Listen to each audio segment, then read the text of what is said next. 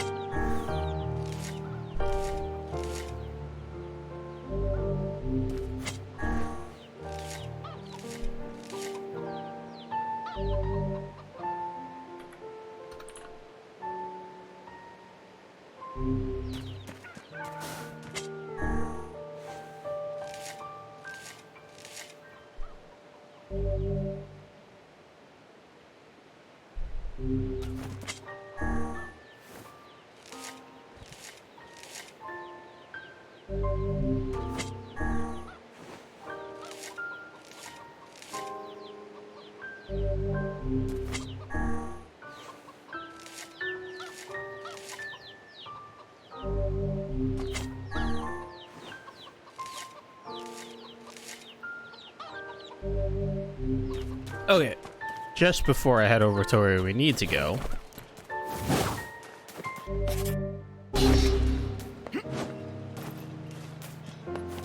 let me go over everything real quick. So, we basically have done every possible quest I could do. I think the only thing I missed, really, was some hidden stuff that I didn't notice earlier in the game. I don't really know what it is, but thankfully, it's not really required. And as far as I know now, I should have every possible weapon that I can get.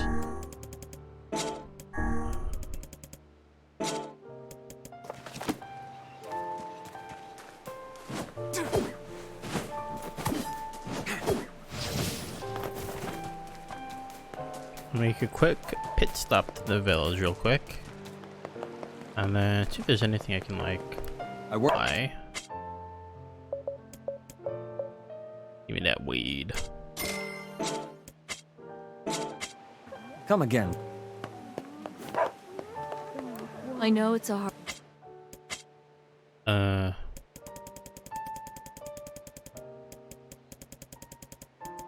me sell some of these. I don't think I really need money at this point, to be honest. Come see me again, okay?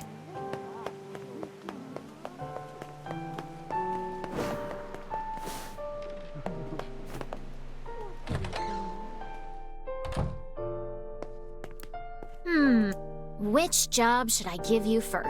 The tavern keeper in Seafront needs your help. Oh. I wrote down the I actually need something.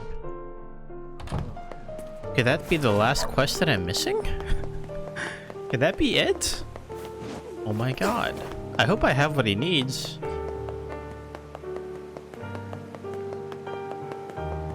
Wait, let me buy all the ingredients here.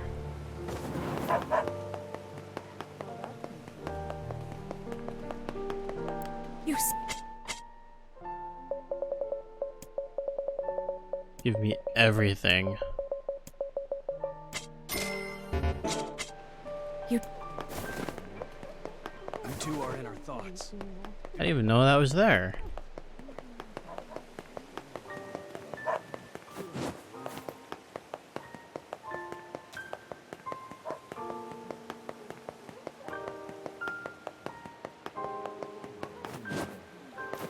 Hold it. Seafront. Hopefully this takes me to 100%.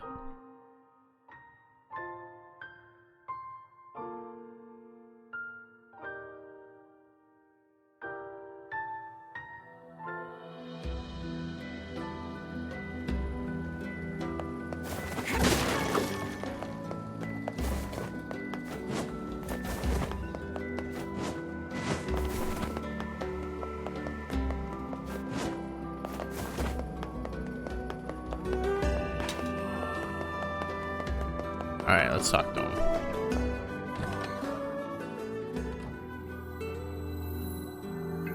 Hey, remember that book you found for me? Would you mind helping? What are you making? Broiled catfish served over. I just need 10 giant catfish and 10 bags of rice. 10 giant catfish.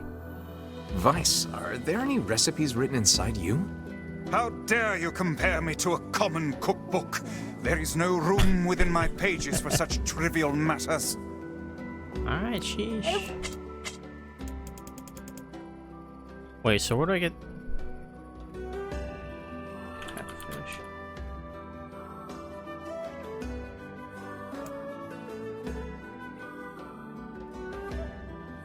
Wait, so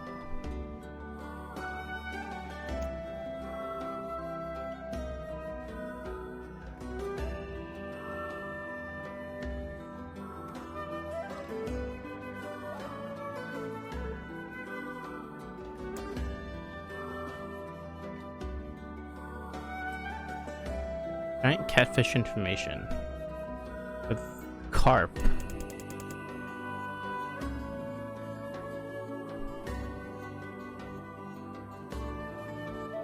Oh shit! Really?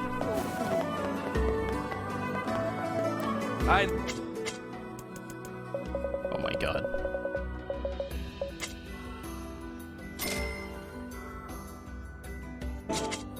Come back if... I have the rice, right? I just have to catch the damn thing. Well, I don't have the rice. Where do I get the rice?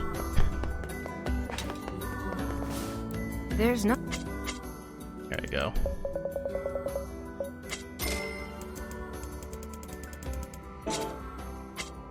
I'll try to get my. So the trick to getting it.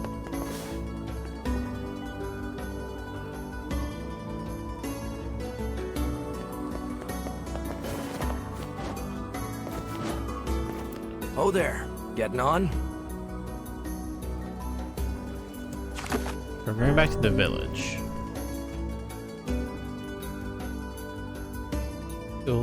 This fish will nibble only once, so reel in after the first bite even if the bob hasn't sunk. Okay, so I have to catch 10 of them.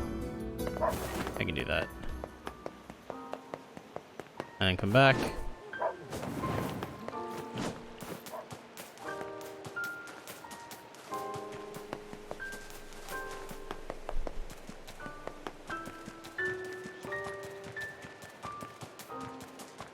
So hopefully, this actually takes me to 100%, or probably 99 if anything.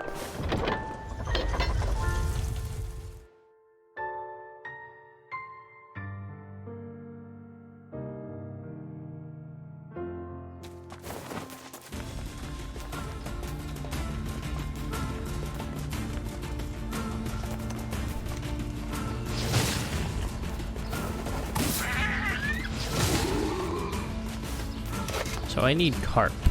Am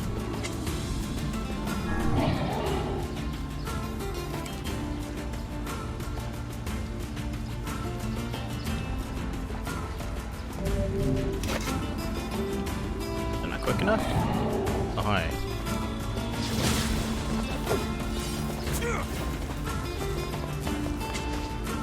Carp.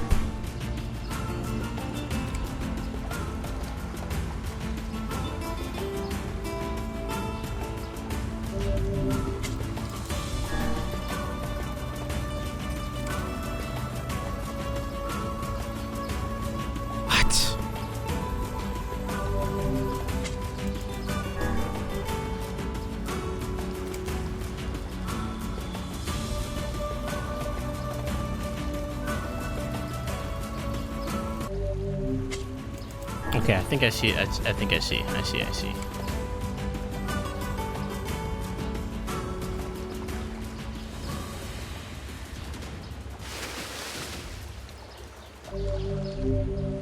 Damn. Okay, so thankfully they're easy to catch.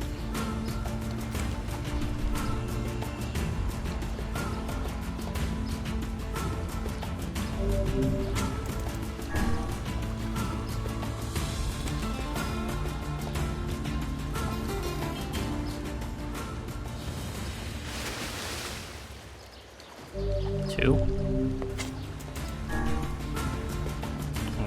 2 for 7.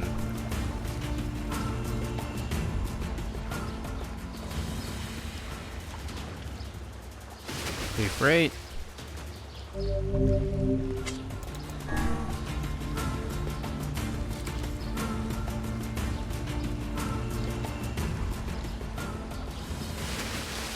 Four for 9.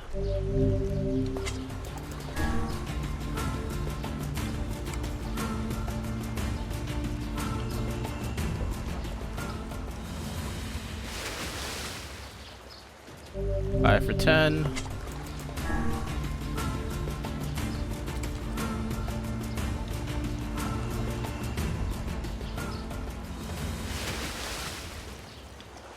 Six for 11.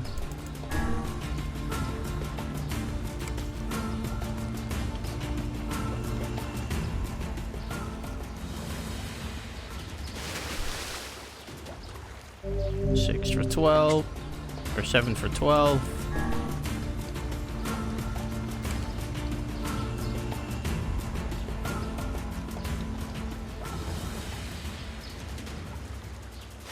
Eight for 13.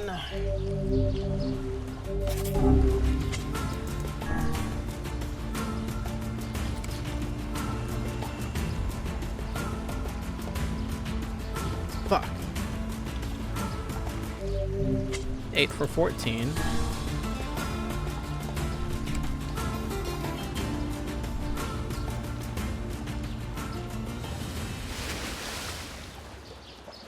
Nine for 16.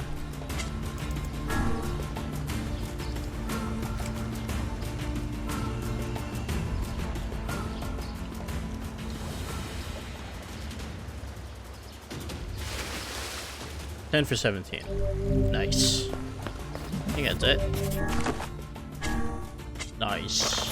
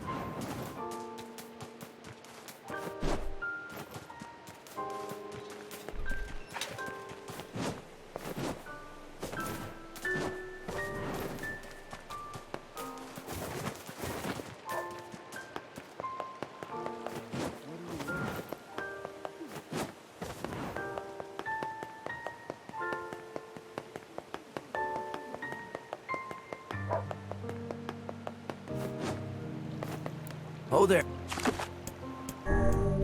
Hopefully this is 100%. Maybe like 99 probably. I don't think it's gonna give me 2%.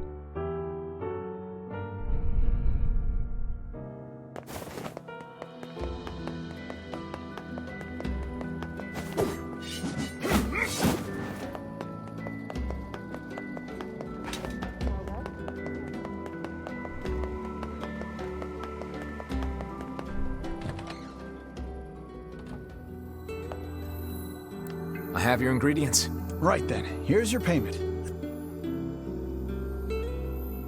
All right, dig in. How is it? It's delicious. I just wish I could share it with Yona. Woo! We've got another item for the menu. I'll definitely try to stop by again. Good luck.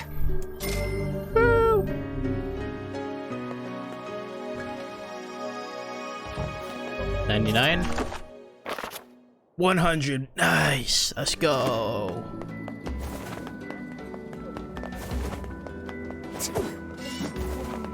Alright, so we've done what we needed to do.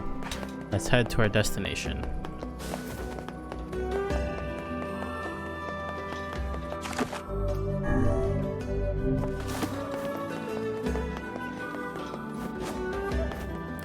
Oh there.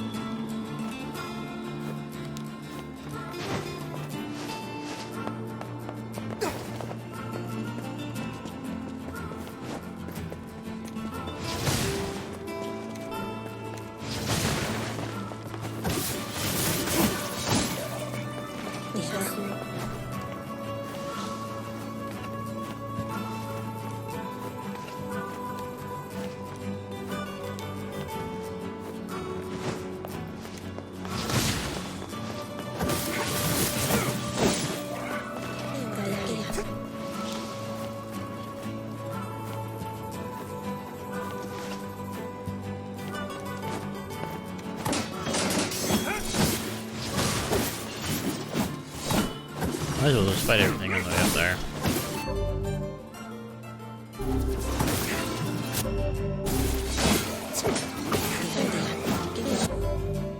Yeah, it's pretty decent EXP, I guess.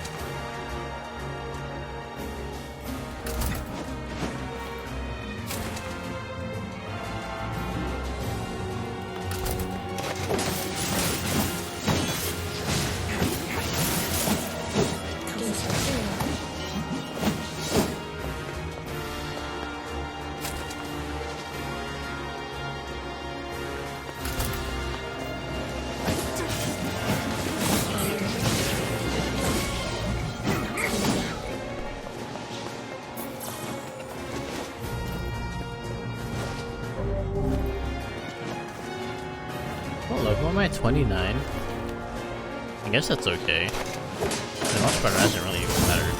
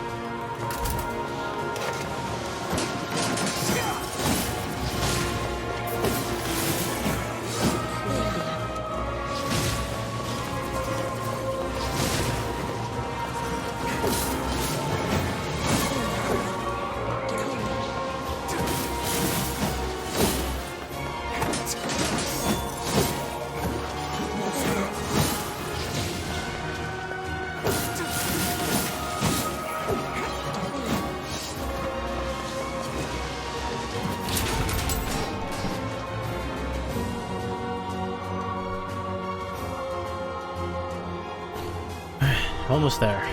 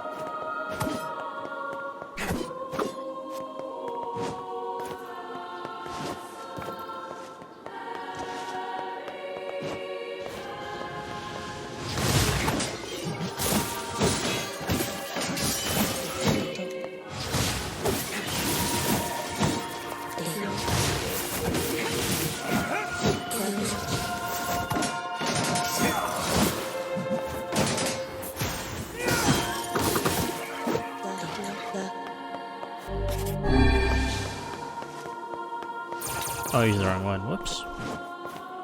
That'll be fine.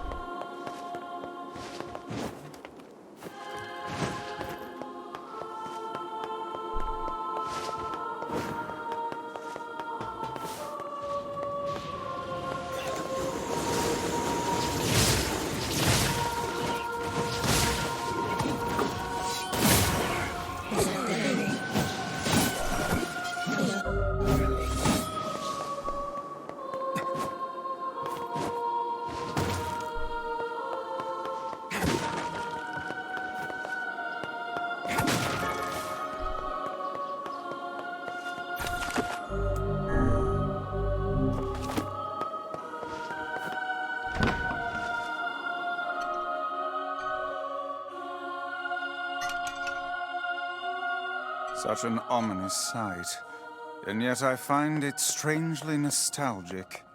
Yeah. This is where Vice and I first met, and first fought together. Wow! This is where you used to live, Vice? Well, yes, I suppose, in a technical sense. Pretty nice digs for a floating magazine. At least it was free from annoying hussies like yourself. You cannot turn back from this point. Continue? Yes. And now the path is open.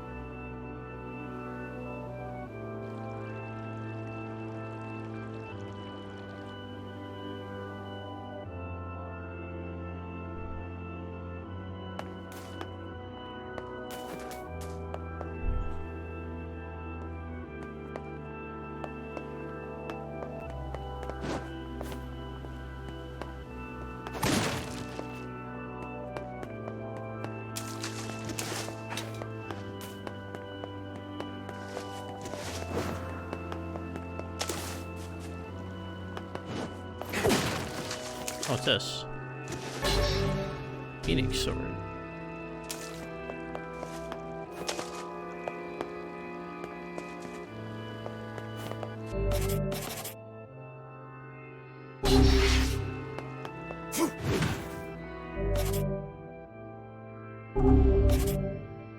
Phoenix spear. Phoenix dagger.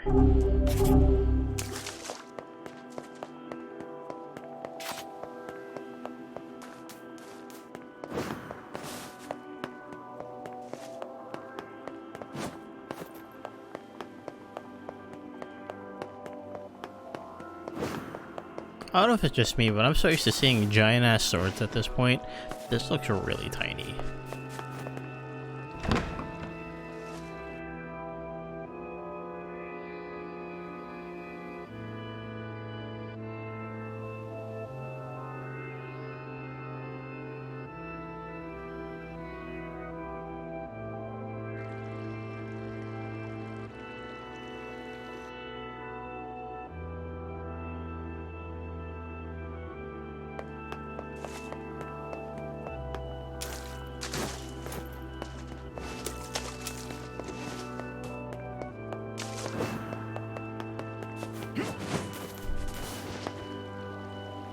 To whom does the true voice speak? To whom does the true form show itself? You must answer. It can talk! I ask, why did humans disappear from the world? The hell is this? I believe this is some manner of password. Password? Yes. The correct answer should grant us access to the castle. I feel confident I have heard this somewhere before. To whom I ask, why did you must...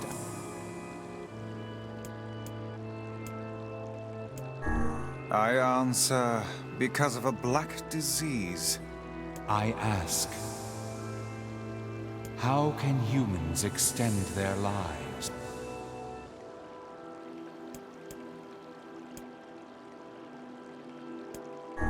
I answer, by separating body from soul. I ask, what is the destination of souls?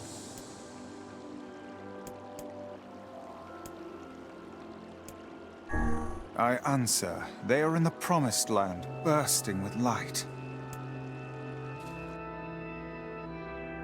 Is that wrong?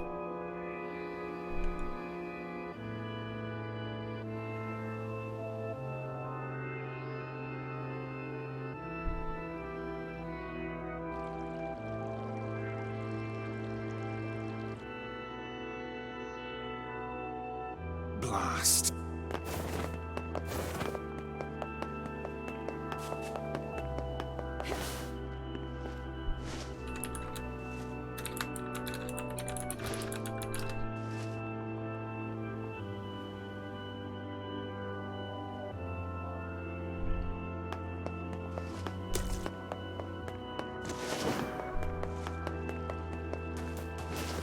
To who does the true voice speak?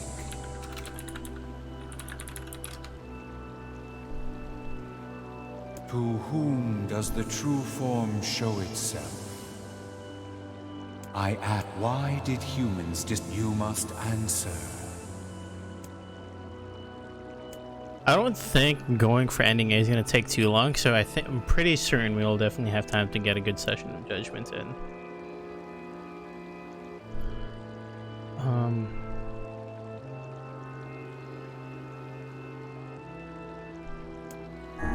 I answer, because of a black disease.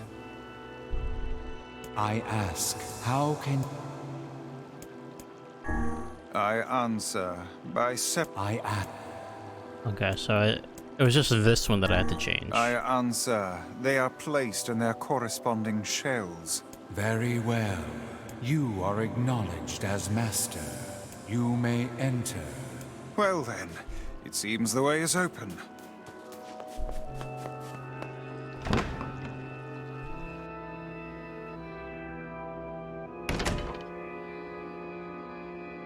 Devola? Popola? It's the twins from your village. Popola? Devola? What are you doing here? Hey, any chance you'll just go back to the village? This is a very dangerous place. Even if you can find Yona here, you probably can't get her out. How did you get here? Shh. We're asking the questions right now.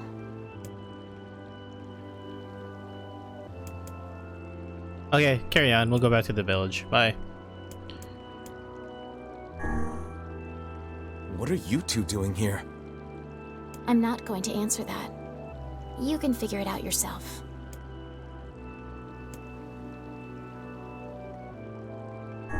We're here to rescue Yona. No dice, huh? Well, I guess we don't have a choice then. No, I suppose not. How sad.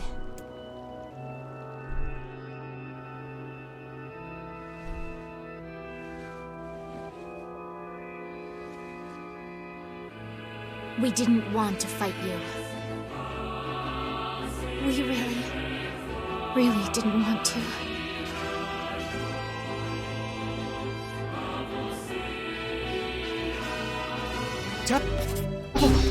What's happening? Sorry, but this fate was predetermined. Still, we spoke to truth. We really wanted to avoid this if possible. We were hoping to put it off for 100 years or so. Until the next generation came along. What are you talking about? Are they shades? I don't think so.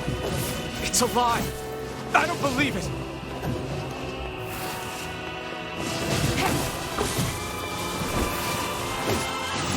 We never thought we'd grow to be this powerful.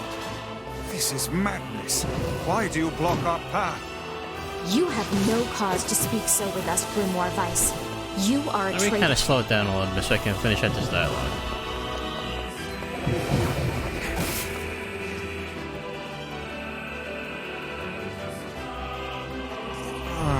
What now?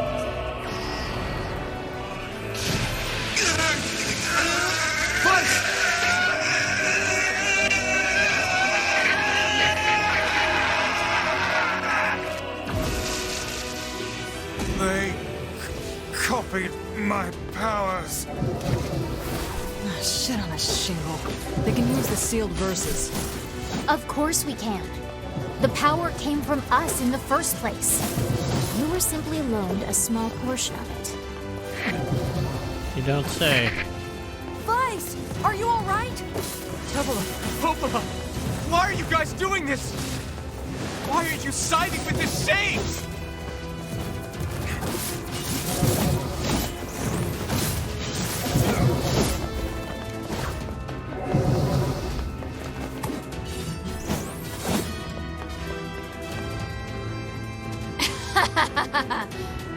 Why? The answer to every riddle lies within the heart of the Shadow Lord. Shadow Lord? So you've been on his side this whole time? You must search for that answer yourself. You've got to face your own truth now. Please, enter the Shadow Lord's castle.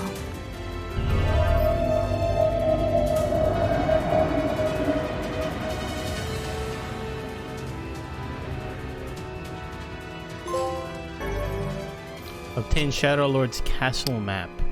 Permission granted. Devila and Popola are fighting us. Yes, they do seem to be putting us through a great deal of...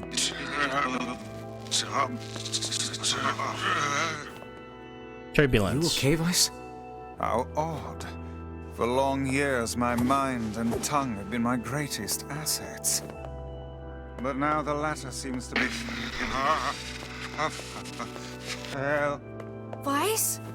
do not look at me like that. I am Grimoire Weiss. I am perfectly... I think your battery's running low, my guy.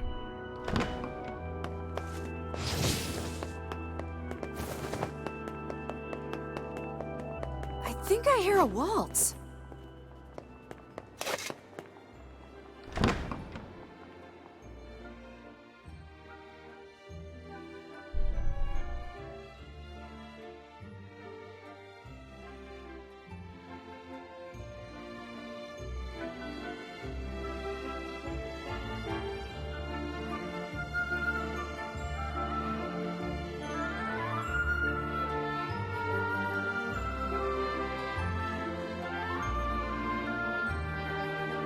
It certainly is a grand affair.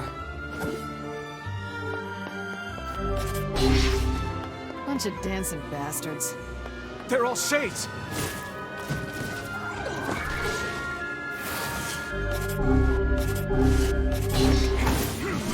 I think we're locked in! It's not like I was planning to leave. Yeah, it's a bit late for that.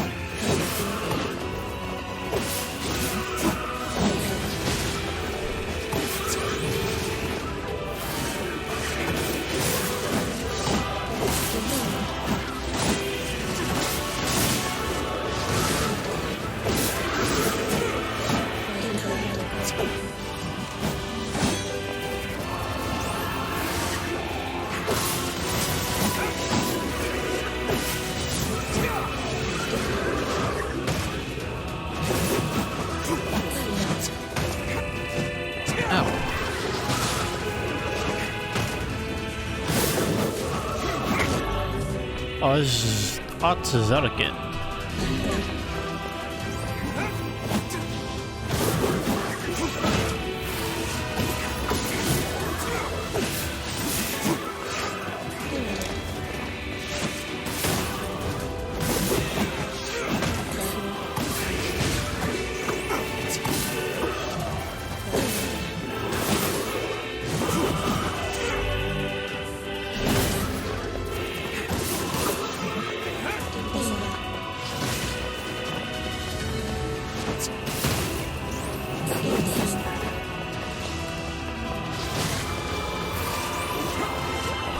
flying asshole.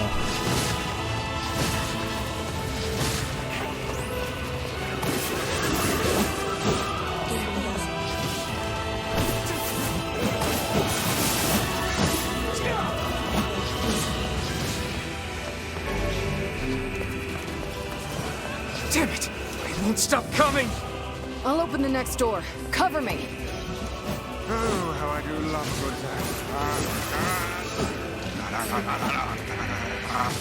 Vice! Oh, right. Protect the hussy, yes? Good plan. Let's go. Protect Kaine for us! Stupid door. Come on. Oh, come on. Kaine! Hurry! It's not open yet? Do I look like a goddamn locksmith to you? Yeah, maybe. No, you idiot. What are you doing? Lock doesn't want to open? Fine. I'll just break it down. Stop, you impatient fool. Goddamn no good bullshit bastard! Open the fuck up already! Ugh! Got it. Kaine, look out!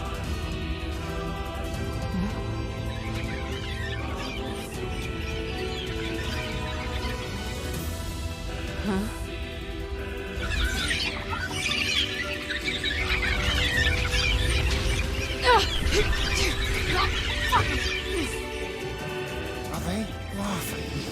These things are freaking me out!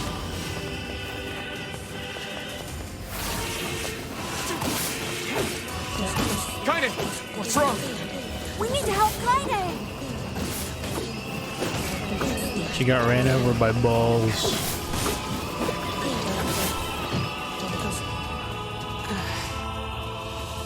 You okay? Yeah. Well, we got problems.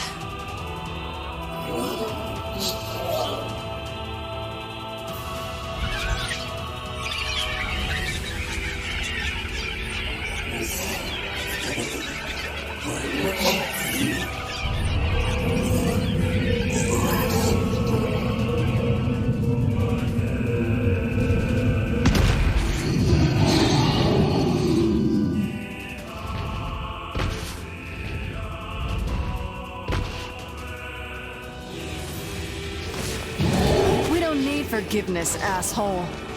Kaine? God damn it, really?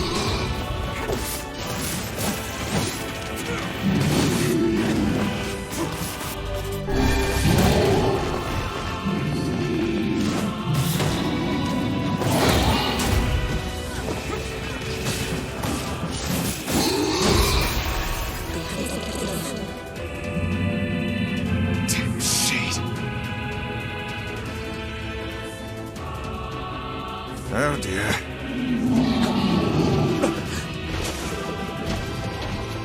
He's armored.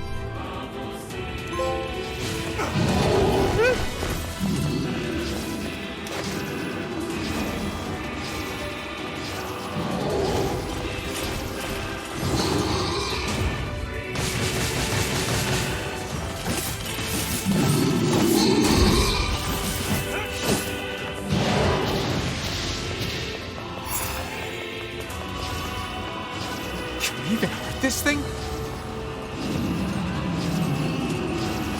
Fuck! Oh I can't stop now.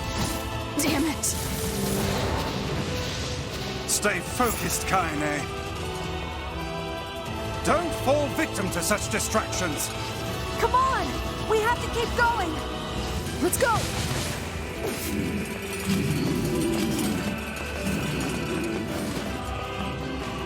Over that. This way. Move. Finally.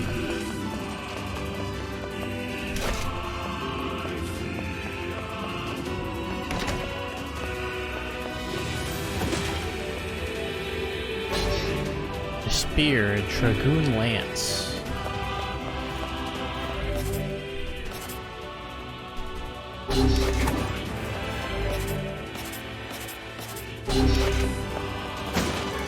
Up here!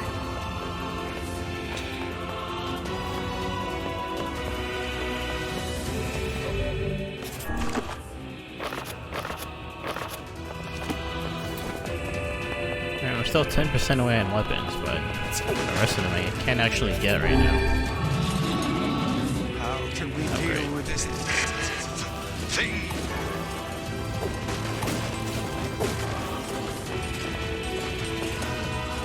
Please, hurry! I'm going.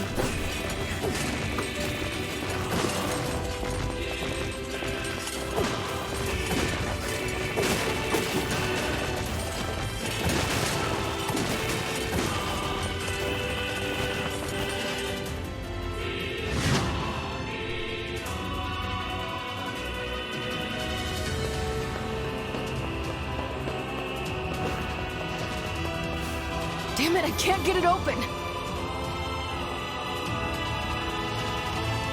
Attack incoming!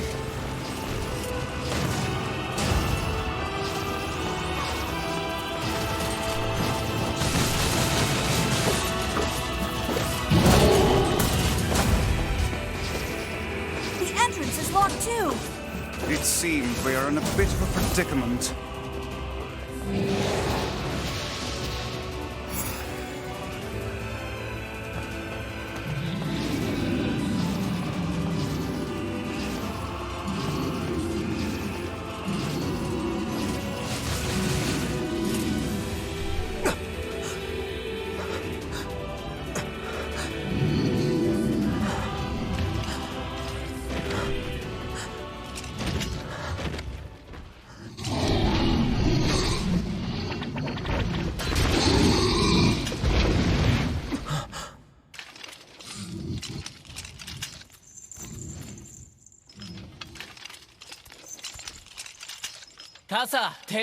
What the?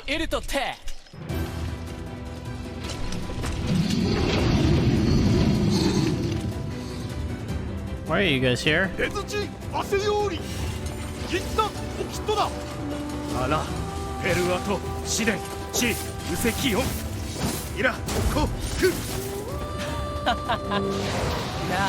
It better not die for What are me. you doing here? That can't happen. サルリとしたとカイザムとキロだろ You are correct. アラトテ三センタルルワリとテストだ感化失禁で But アラペルアトどんだ来て切りごいたり Don't die, please. トサチチサタとトネルタカイザムチと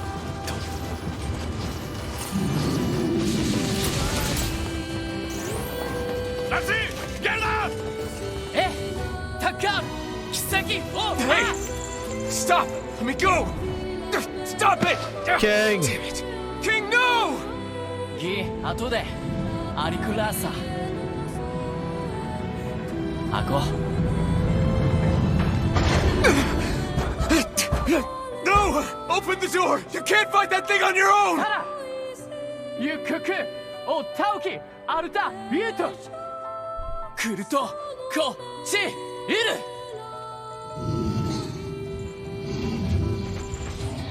勝てケタルイトエチケロアルテリアだせギウジー各石技師真鍮カレルタカイザムテラスなんだあらたてウラーヌペルアトチウラーヌカイザムトトチ No! Open the damn door!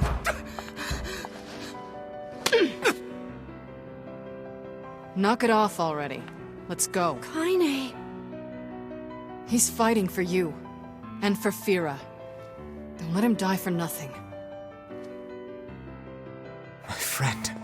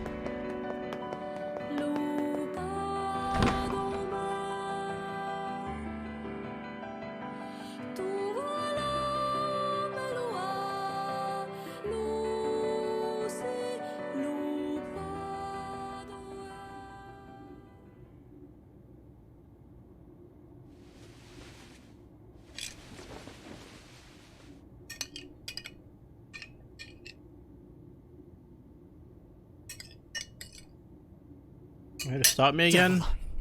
Popola! Oh, look. You made it. We've been waiting for so long. Why are you doing this? It began 1,300 years ago. Humanity, finding itself on the brink of extinction, undertook a last-ditch rescue plan called Project Gestalt. Okay. Gestalt? Do you still not remember, Grimoire Weiss? Then let's give you a refresher.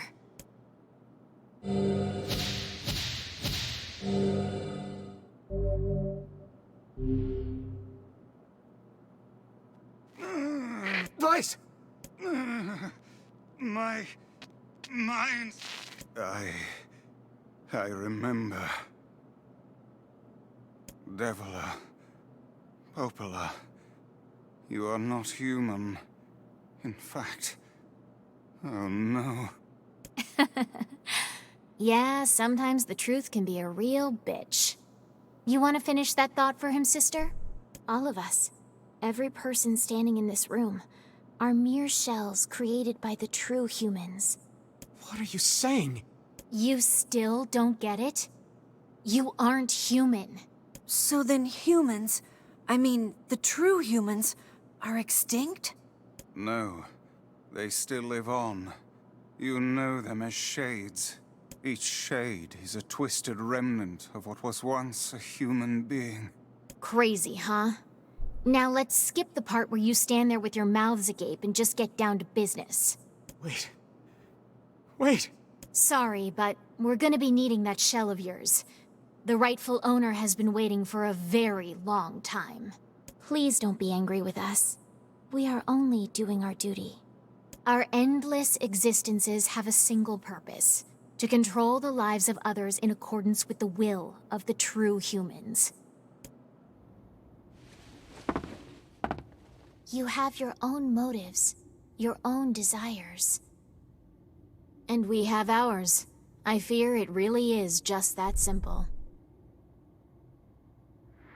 Don't speak such foolishness.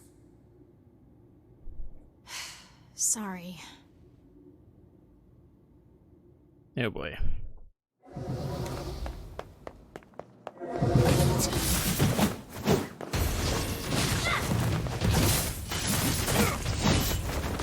You and us, we're the same. Tools in the hands of a master. No! I'm nothing like you!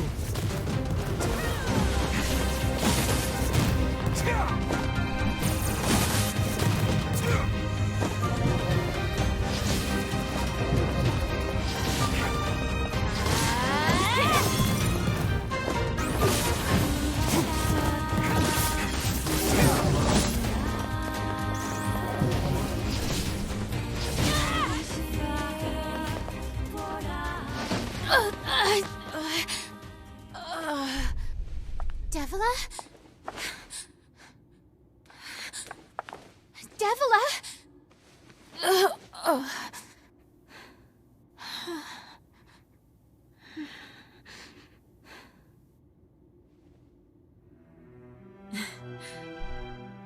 Popola, are you crying?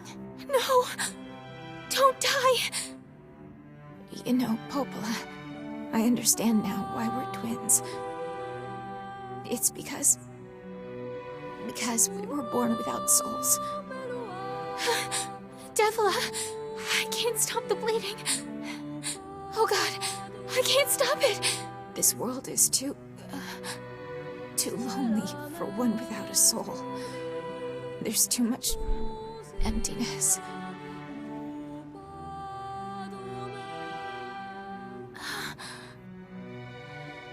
Our souls are missing. And yet somehow our tears still work. It's kind of weird. Sorry, sis. I love you. Devila! Devila! Don't you go! No, I can't be alone! Devila!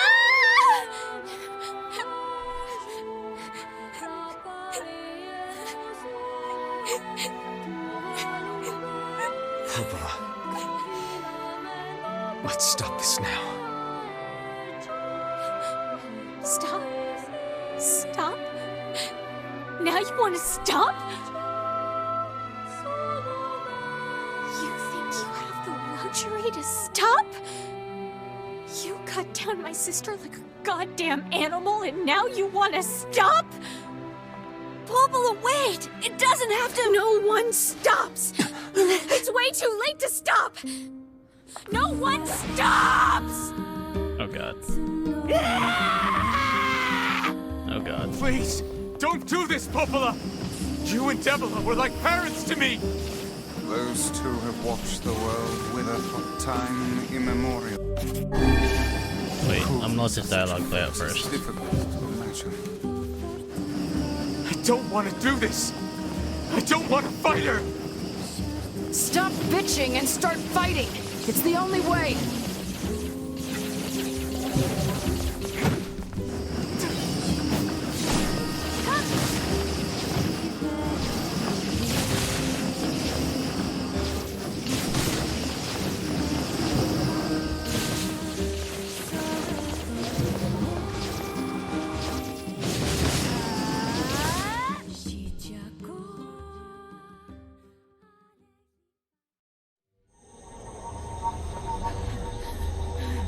No stopping.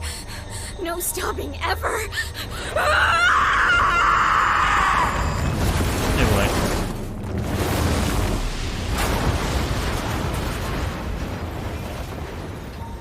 The bridge! Blast! We're trapped! I've got an idea.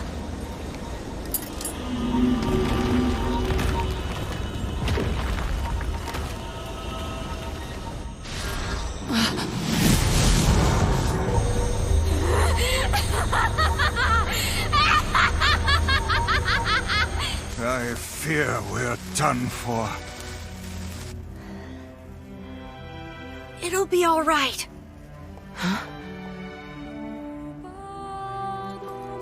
You know, when I was young, I hated my eyes. And now that I'm older, I hate what my body has become. But there's something else there now.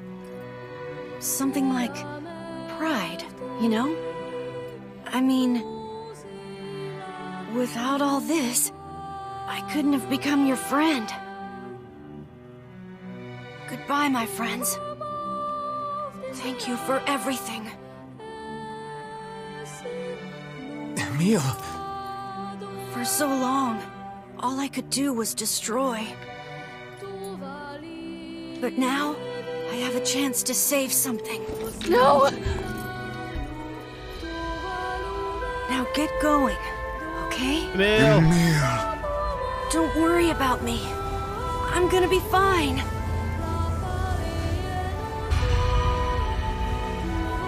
Emil! Emil! Emil!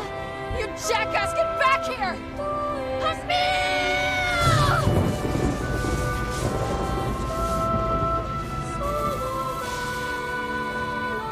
Oh dear.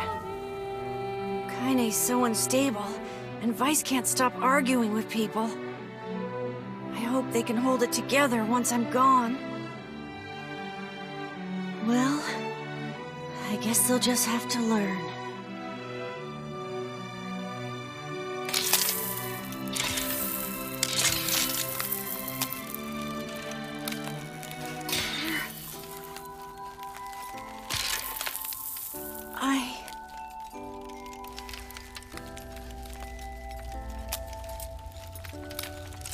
I want to see you again. I want to see all of you again. Just one more time.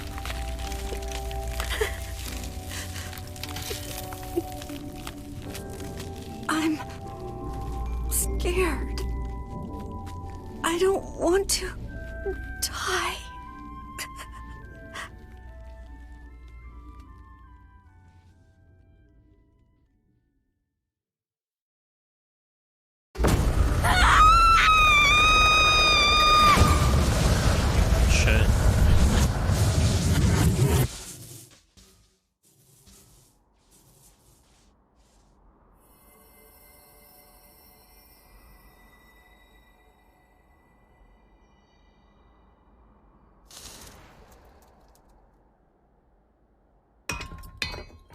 Emil.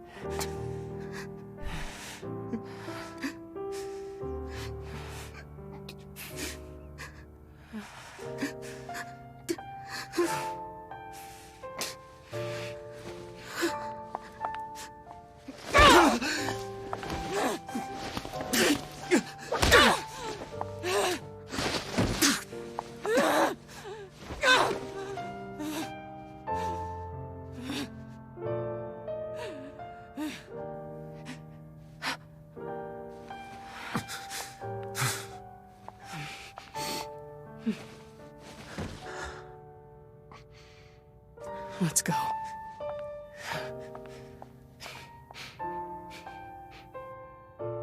Yeah.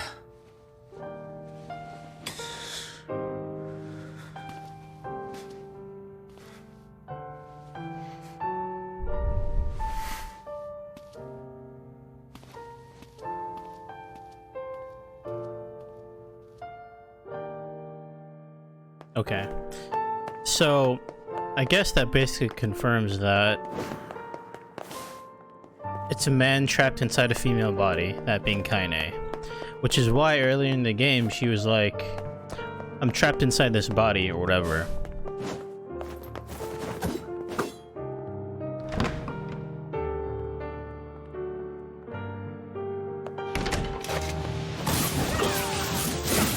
Back when we were at the area, I believe, very early in the game.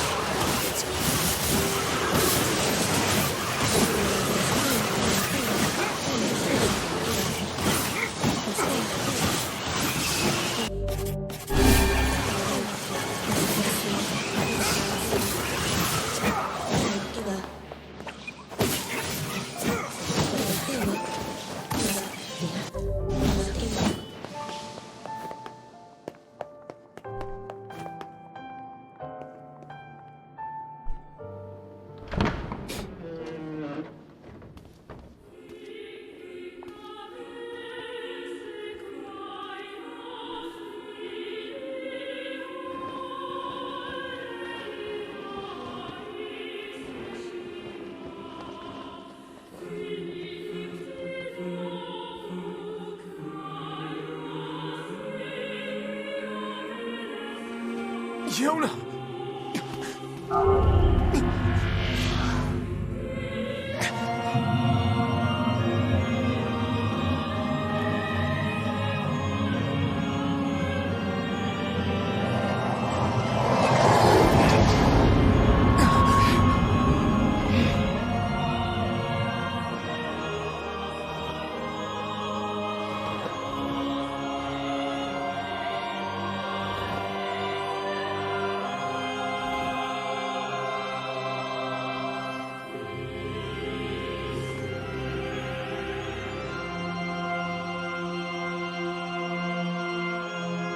This ends here.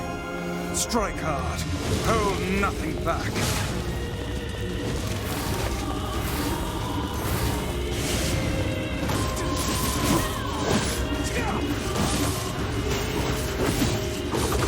How can a mere tool hope to stand against the Shadow Lord? Don't speak in such a manner, fool. I am nothing like you. Strike it when it has stopped. Watch out!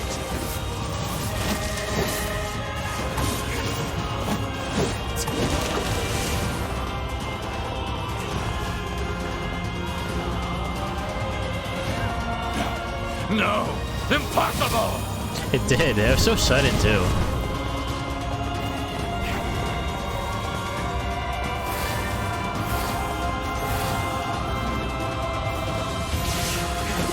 Don't relax yet.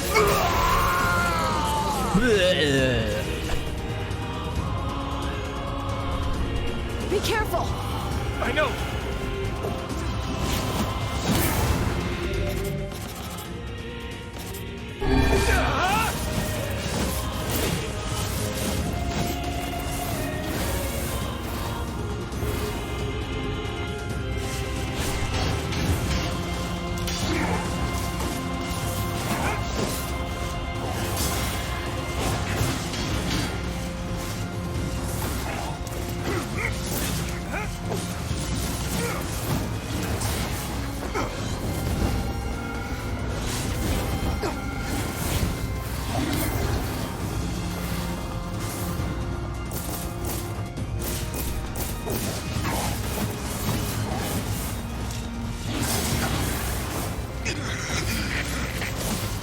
Vice, you alright?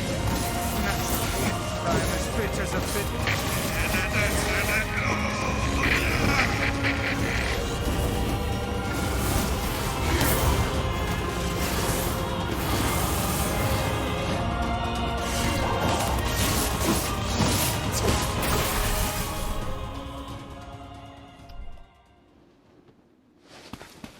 Wait.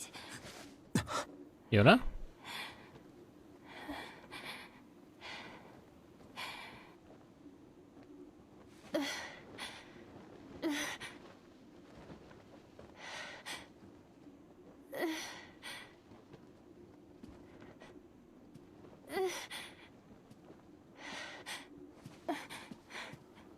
Brother? Yona.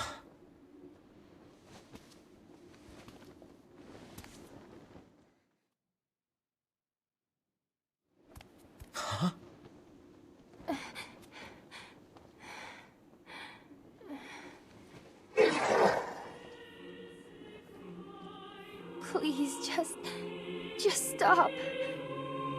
I don't want to do this anymore. I don't need someone else's body. I don't want it.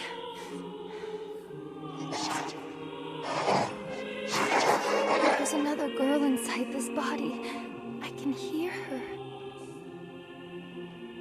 She won't stop crying. She says she wants to see her brother. Yona's been possessed? This girl loves her brother too, just as much as I do. It's not right, you know? It's not right that she can't see him.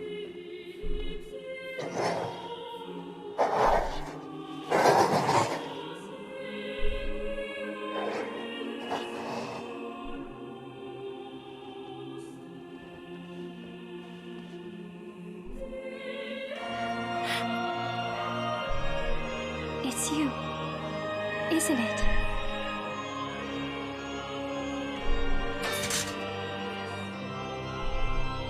Yes, it's me.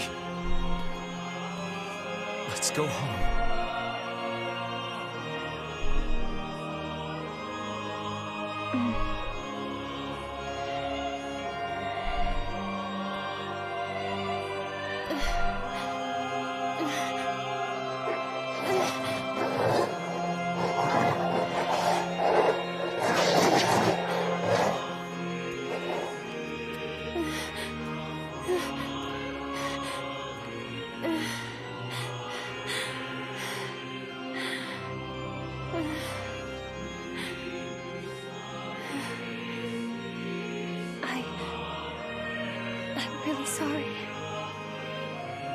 I don't know what to... I'm so very sorry. No matter what. Just know that...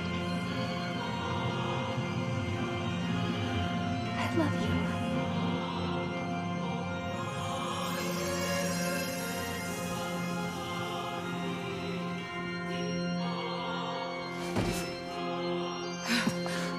Hurry. The shade that possessed her is gone.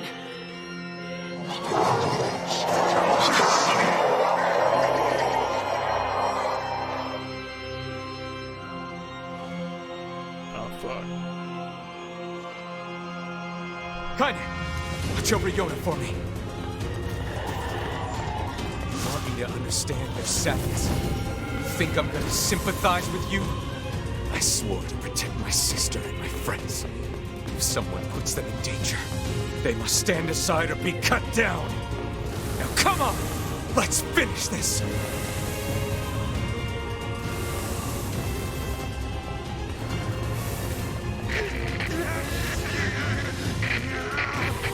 Vice, what's wrong? Fine. All is You're freaking me out here, Vice. What are you doing? Come so. Strike the killing blow.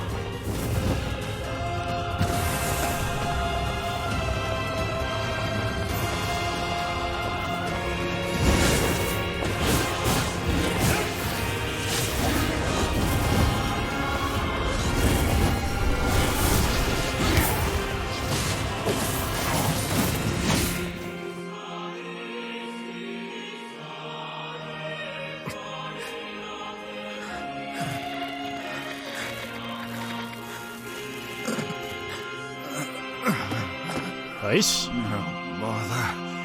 One moment, please. You okay? Fine, just fine. All right, no, I'm not. Vice. It seems some headstrong idiot has decided to push me beyond my limits. I should have taken that job as a cookbook when I had the chance. Vice. I'm sorry. I'm sorry. Only joking. I hate cookbooks. But... Let's go.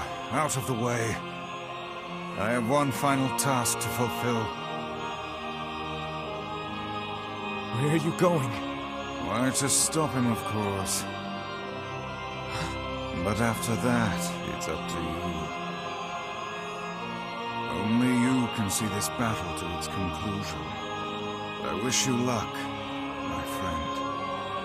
You can't. I swore I'd always fight by your side. You are an exceedingly stubborn lad. You know that, yes? Perhaps that's why I've so enjoyed our time together. But I fear this is where our journey ends. Vice! Oh, and remember what I told you about using my full name. Well, forget it. I've grown rather fond of Vice. Vice. I knew you'd come around. Don't let it go to your head now.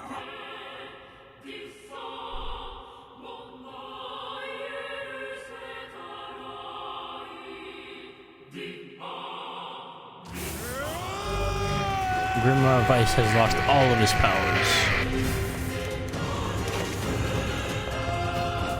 I have something to defend. I have a reason to live.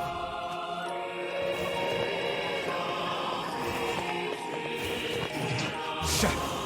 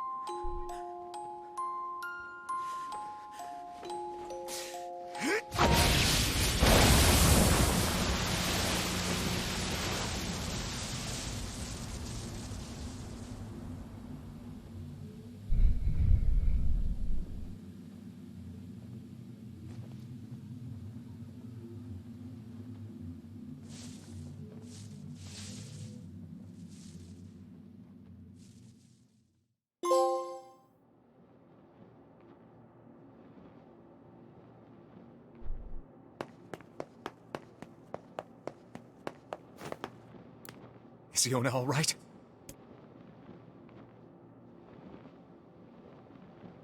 Why are you nodding no?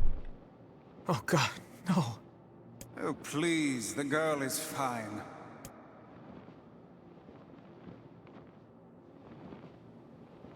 Weiss? Where are you? Are you okay? I am as well as can be, considering I have lost my physical form. Doubtless my voice will be the next to go, so listen closely. Your sister is safe. Do not mourn her, and do not give up hope. Instead, you must call her back to you. Yoda!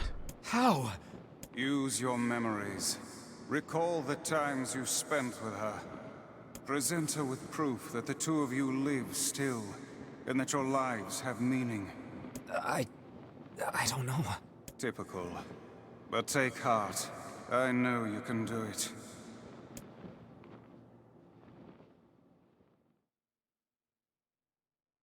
What's my favorite food? Cookies. What's my favorite book? That's my magic storybook. What's my favorite place? Home with you. What's my favorite flower? The lunar tear, of course. Okay, one more question. Who do I love more than anyone?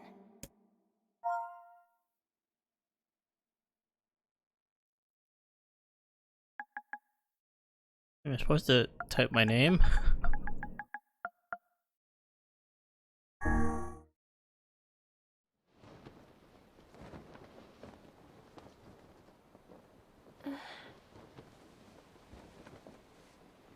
Is that you?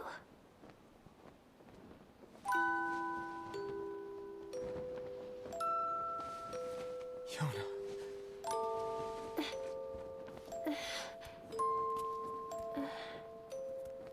Is this my body? Yes, Yona. It's yours and yours alone. You look bigger than before.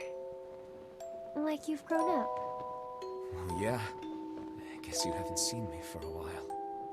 Have I been asleep this whole time? Something like that.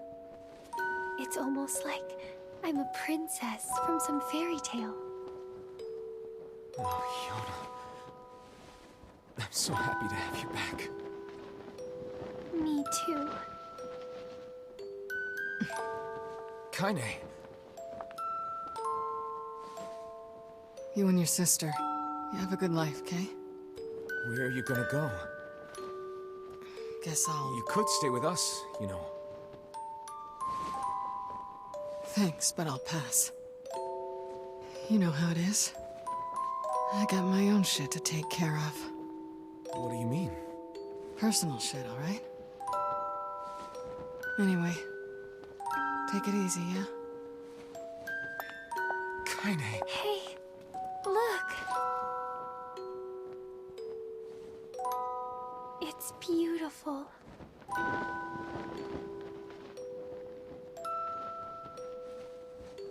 For the longest time, I heard someone telling me how they wanted to see the light.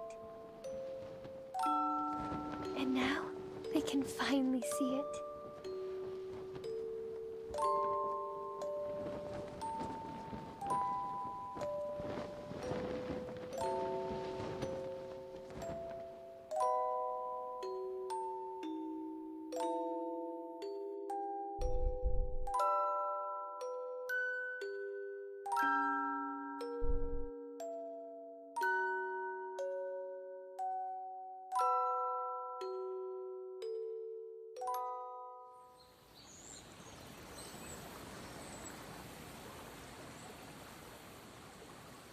Hey, we're back home.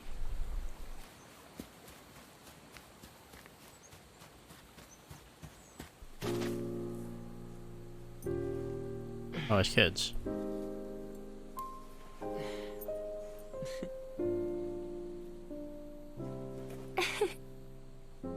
Thank you. I love it.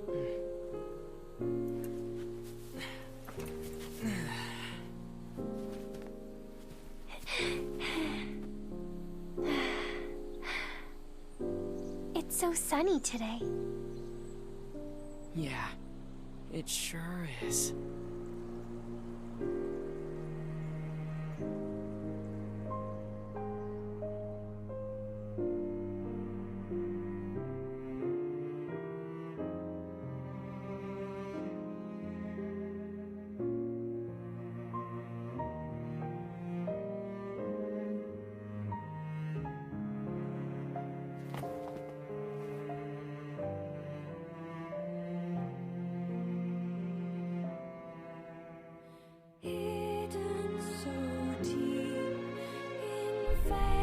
Wow.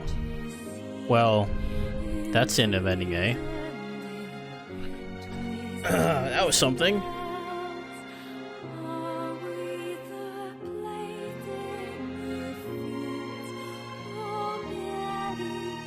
Let me see here.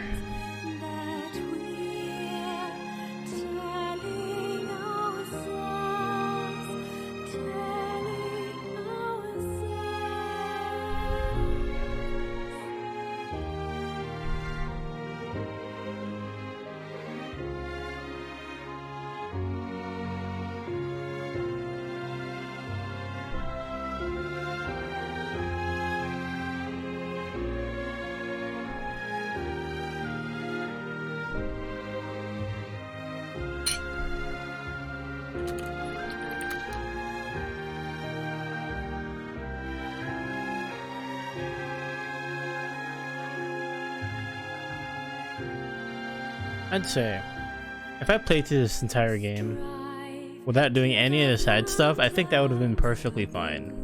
I think I would have been far more immersed and actually going through the entire story. And in turn, that would have cut down at least maybe like 15 to 20 hours of side content time.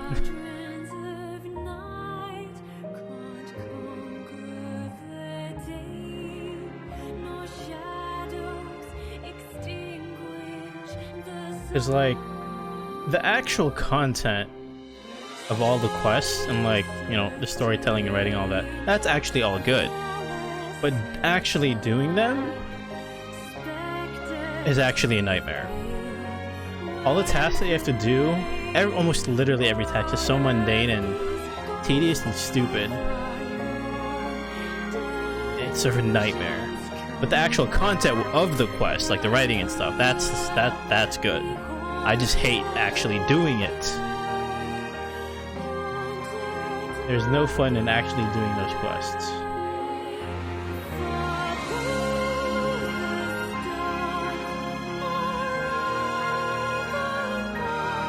Okay, so we still have a couple more endings to go, so I don't really want to comment too much about any story because there's still a lot of unanswered stuff we have to, you know, kind of figure out. But at least on the surface for right now, I mean, good game so far.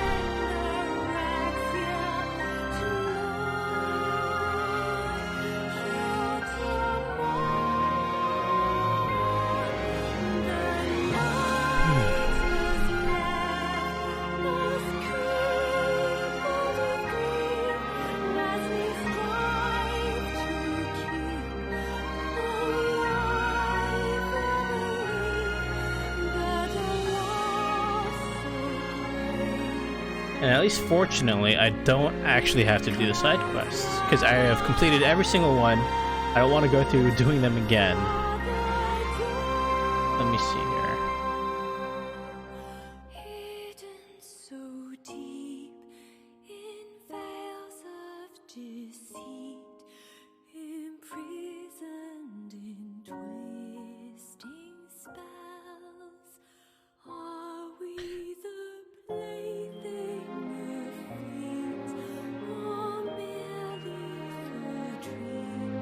Okay, so getting to the second ending is pretty straightforward. I just have to play the entire second half of the game again, and there's new cutscenes and a new ending. That's pretty easy. Okay.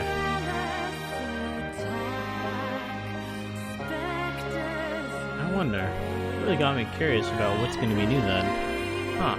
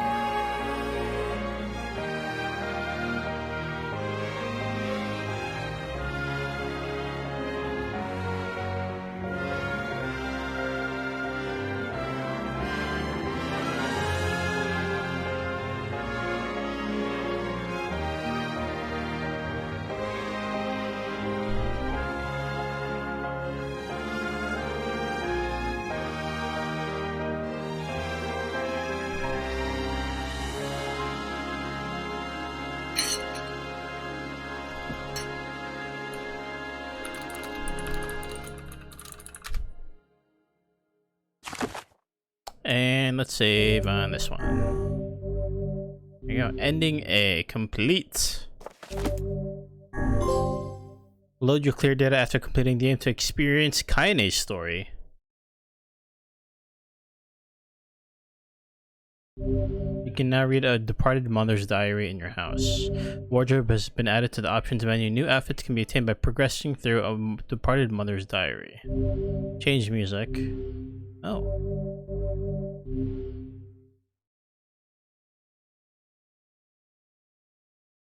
Let me see here.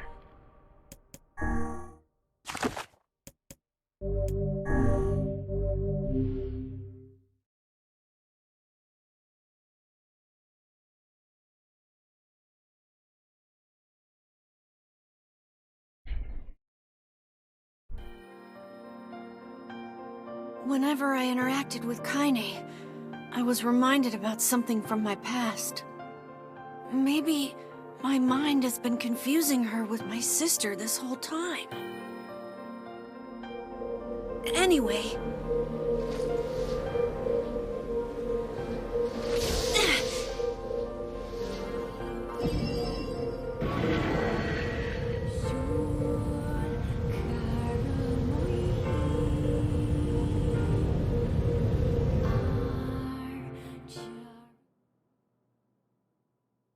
Kaine's dreams. Discrimination.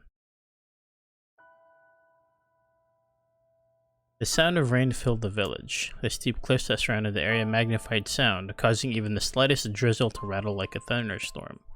Then whoops of smoke streamed from huts as the villagers huddled in their homes and waited out the rain. A single child, however, had braved the downpour and was now wandering slowly toward the wooden, hawk-shaped weather vane at the center of town. The wanderer reached the vein, which had existed for as long as any could remember, and stared. The child's face was simultaneously delicate and fierce, like a teacup that had survived the shipwreck. Those traits combined with pale white skin to give the face an almost sexless quality. If the beak turns east, I go home. If it stays west, then I... The child blinked. Rain slowly dripped down the young one's short hair and began its long descent to the ground. Come on. Come on. The child felt a slight breeze and watched as the vein slowly creaked to life. Spitting this way and that for a moment, it finally settled with the beak pointing firmly toward the east. East? Really?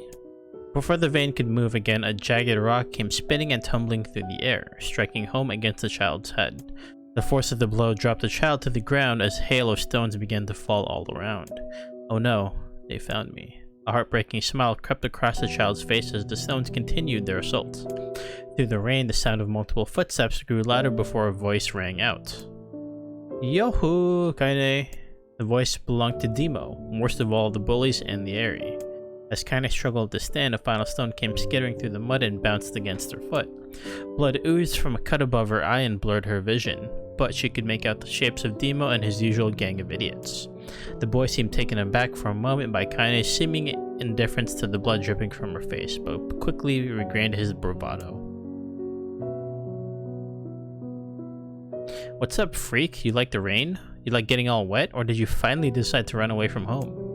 Though she knew it was futile, Kaine turned to leave. Before she get more than a few steps, the other children scrambled to surround her, cruelty burning in their eyes. Kaine knew those were not the only eyes on her. The tormentor's parents watched from the safety of their homes. She was attuned to this sensation. It was one she had experienced many times before. While some villagers simply turned a blind to the actions of their children, many encouraged it openly. In a society ruled by superstition and fear, Kaine was something to be hated, and if possible, destroyed. I didn't say you could leave, freak. Demo's words chewed at her like a worm through an apple. He can't hurt me, she lied to herself. Be strong, be brave, he can't hurt me. He can't hurt me, he can't. Oh look, the little freak is gonna cry. What's wrong? Are you sad that everyone hates you and wants you dead? Kaine prayed for the rain to flood down and carry her away from a world that seemed to have no place for her. But if there were gods, they chose to ignore her. As Demo crept ever closer, the clouds began to thin and the rain slowed. Even the weather hates me. I'm useless. A failure. I wish Demo's rock had taken my head off. Kaine couldn't meet Demo's leering gaze. She lowered her eyes and stared at the muddy ground below. The bully moved forward until he was inches away. You could smell the scent of old meat on his breath. The boy grabbed Kaine's face with thick fingers and yanked it upward. She tried to run away, but he forced her gaze back and jammed his thumb against her eyelid to pry it open. Show me. No. Did you just say no? Demo grinned evilly. You don't say no to me. No one says no to me. Even taking his attention from Kaine, he called to his cohorts. Come on guys, let's give the freak what she deserves. As soon as Demo finished, kicks and blows began to rain down upon Kaine. Demo paused, still grinning, as Kaine curled into a ball and tried to make the pain stop. I don't get you, freak. What you acting like a girl for, huh? Everyone knows what you really are. Kaine ignored the question, choosing to instead stare at the weather vane. It continued to point east, as if supremely confident about the future it had chosen for her. Go home? Yeah, that's a funny joke for someone with dead parents and no home to go to. Freak, chanted the children. Freak, freak, freak. Kaine closed her eyes and listened to the rain, waiting for the pain to start again. As the clutching hands of the village children closed around her, she bent her mind to the sound of the rain, letting it become her world entire. The rain fell, but the pain never came. Only when the laughter of her tormentors turned to terrified cries did she dare open a single blood-caked eye. Kaine was shocked to see Demo sprawled on the ground, holding his head and screaming his pain. She could see blood welling from spaces between his fat, twisted fingers. Oh god, he's crying. He's actually crying. Deprived of their leader, the other children glanced back and forth between themselves as if waiting for someone to step forward and take charge. When no savior emerged, they began an uneasy shuffle away from Kaine. But the young girl was the least of their concerns. Instead, their attention was wrapped on the ancient woman standing a few feet away. After struggling for breath for a moment, she finally spoke in a voice thick with rage. Hurts like a bitch, don't it? I would suggest you scatter before I throw another one. And if any of you little bastards ever touch my Kaine again, I'll do far worse than throw a rock. You can count on it. The old woman crouched down and gently touched the hand Demo was using to cover the wound. Before he could think to protest, she ground her palm to the wound and twisted back and forth. Ow, he screamed, leaping to his feet. Stop it! What are you doing? Quit whining. Ain't no one ever died from a scratch. You hit me with a rock, you stupid bitch. A big one. That thing could have killed me. The old woman shrugged. Death is the best cure for stupid. True. Demo's face twisted with rage at her words. Locking his eyes on Kaine, he took a step backward and spat on the ground. Get out! Leave this village! No one wants you here, either of you. Seeing the old woman grab another stone, Demo and his companions turned tail and ran. As they fled, the old woman grabbed her side and barked out a single laugh. Ah, look at the fat boy go. Guess he's healthy enough to run from a fight. The woman's smile faded as she turned her attention to Kaine. Kneeling down, she removed her shawl and placed it around the young girl's shoulders, then produced a cloth from the folders of her dress and began blotting at the blood on her forehead. Oh, Kaine, she said, why don't you fight back? You're stronger than that lot. The words of her grandma stung Kaine, and she turned away. Don't be nice to me, she said. I don't deserve it. Nothing matters anymore. Her tears, held in check for so long, finally began to fall on the muddy ground below. Everyone hates me. They think I caused bad things to happen. They think I'm a freak. I wish I was dead. As Kaine's tears turned to sobs, she felt her grandmother's hands on her shoulders. Despite her advanced age and diminutive size, she was a woman of surprising strength, and Kaine found herself unable to turn away. Don't talk like that, girl. It's a river wide and deep that flows between the realms of this world and the next, and it grants no mercy to any attempt to cross it. You got a duty to fight until your last breath. Understand? The old woman tightened her grip and tried to still the tremor in her voice. You know the pain of losing someone close to you, Kaine. You know because you survived it. As the words hit home, Kaine was struck by the force of her love for the old woman. As a young child, she didn't even know of her grandmother, but when her parents died, the woman quickly accepted her as her own. Grandma, as Kaine called her, was cunning, vulgar, and quick to violence, and their first few years together had not been easy. But with each year that passed, Kaine and her grandmother had grown closer. However, it was only now, sitting in the mud with tears and blood caking her face, that Kaine truly understood the depths of her affection. Here was a woman who had seen hard times, who had seen death, who had fought through all these things and somehow emerged on the other side. If anyone could understand Kaine's pain and loneliness, it was her. Do I make you sick, Grandma? Of course not. Don't be an ass. Kaine drew her grandmother's moth-eaten shawl around her body and shuddered. But my body, it's not normal. If I was normal, then Mom and Dad wouldn't... Hush, interrupted Grandma. I'll not hear another word of this nonsense. You're my granddaughter, and I love you, and if folks have a problem with that, they can just go to hell. With that, the old woman reached out and placed a wreath of dried flowers in Kaine's hair. The skill it took to bend the flowers without breaking the stems or losing a single petal was remarkable, and the beauty of it made Kaine want to cry all over again. Oh my gosh, these are lunar tears! Grandma, you made this for me?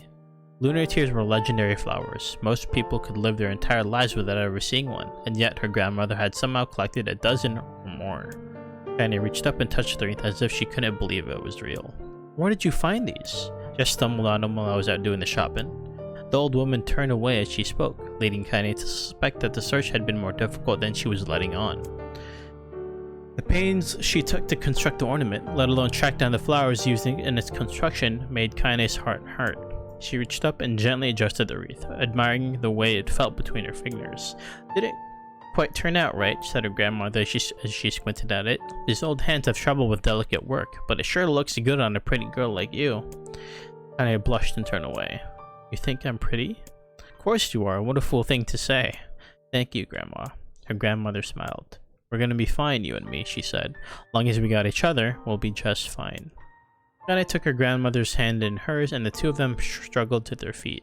As they began the long walk home, Kaine gripped the hand with all her might, as if trying to stop smoke from drifting away on the wind. The rain had stopped. Kaine stood beneath the weather vane, watching it spin in lazy circles, no longer caring about the direction it faced when it stopped. I don't need to escape. I have a home now. Grandma loves me, and that's enough, even if it's us against the world. Kaine let her gaze drift up past the vane and into the cloudy sky. The last faint hints of a rainbow were slowly fading. As she turned and headed for home, the light scattered into a million particles and vanished, seemingly taken away on the breeze. Kaine's dreams, daily life.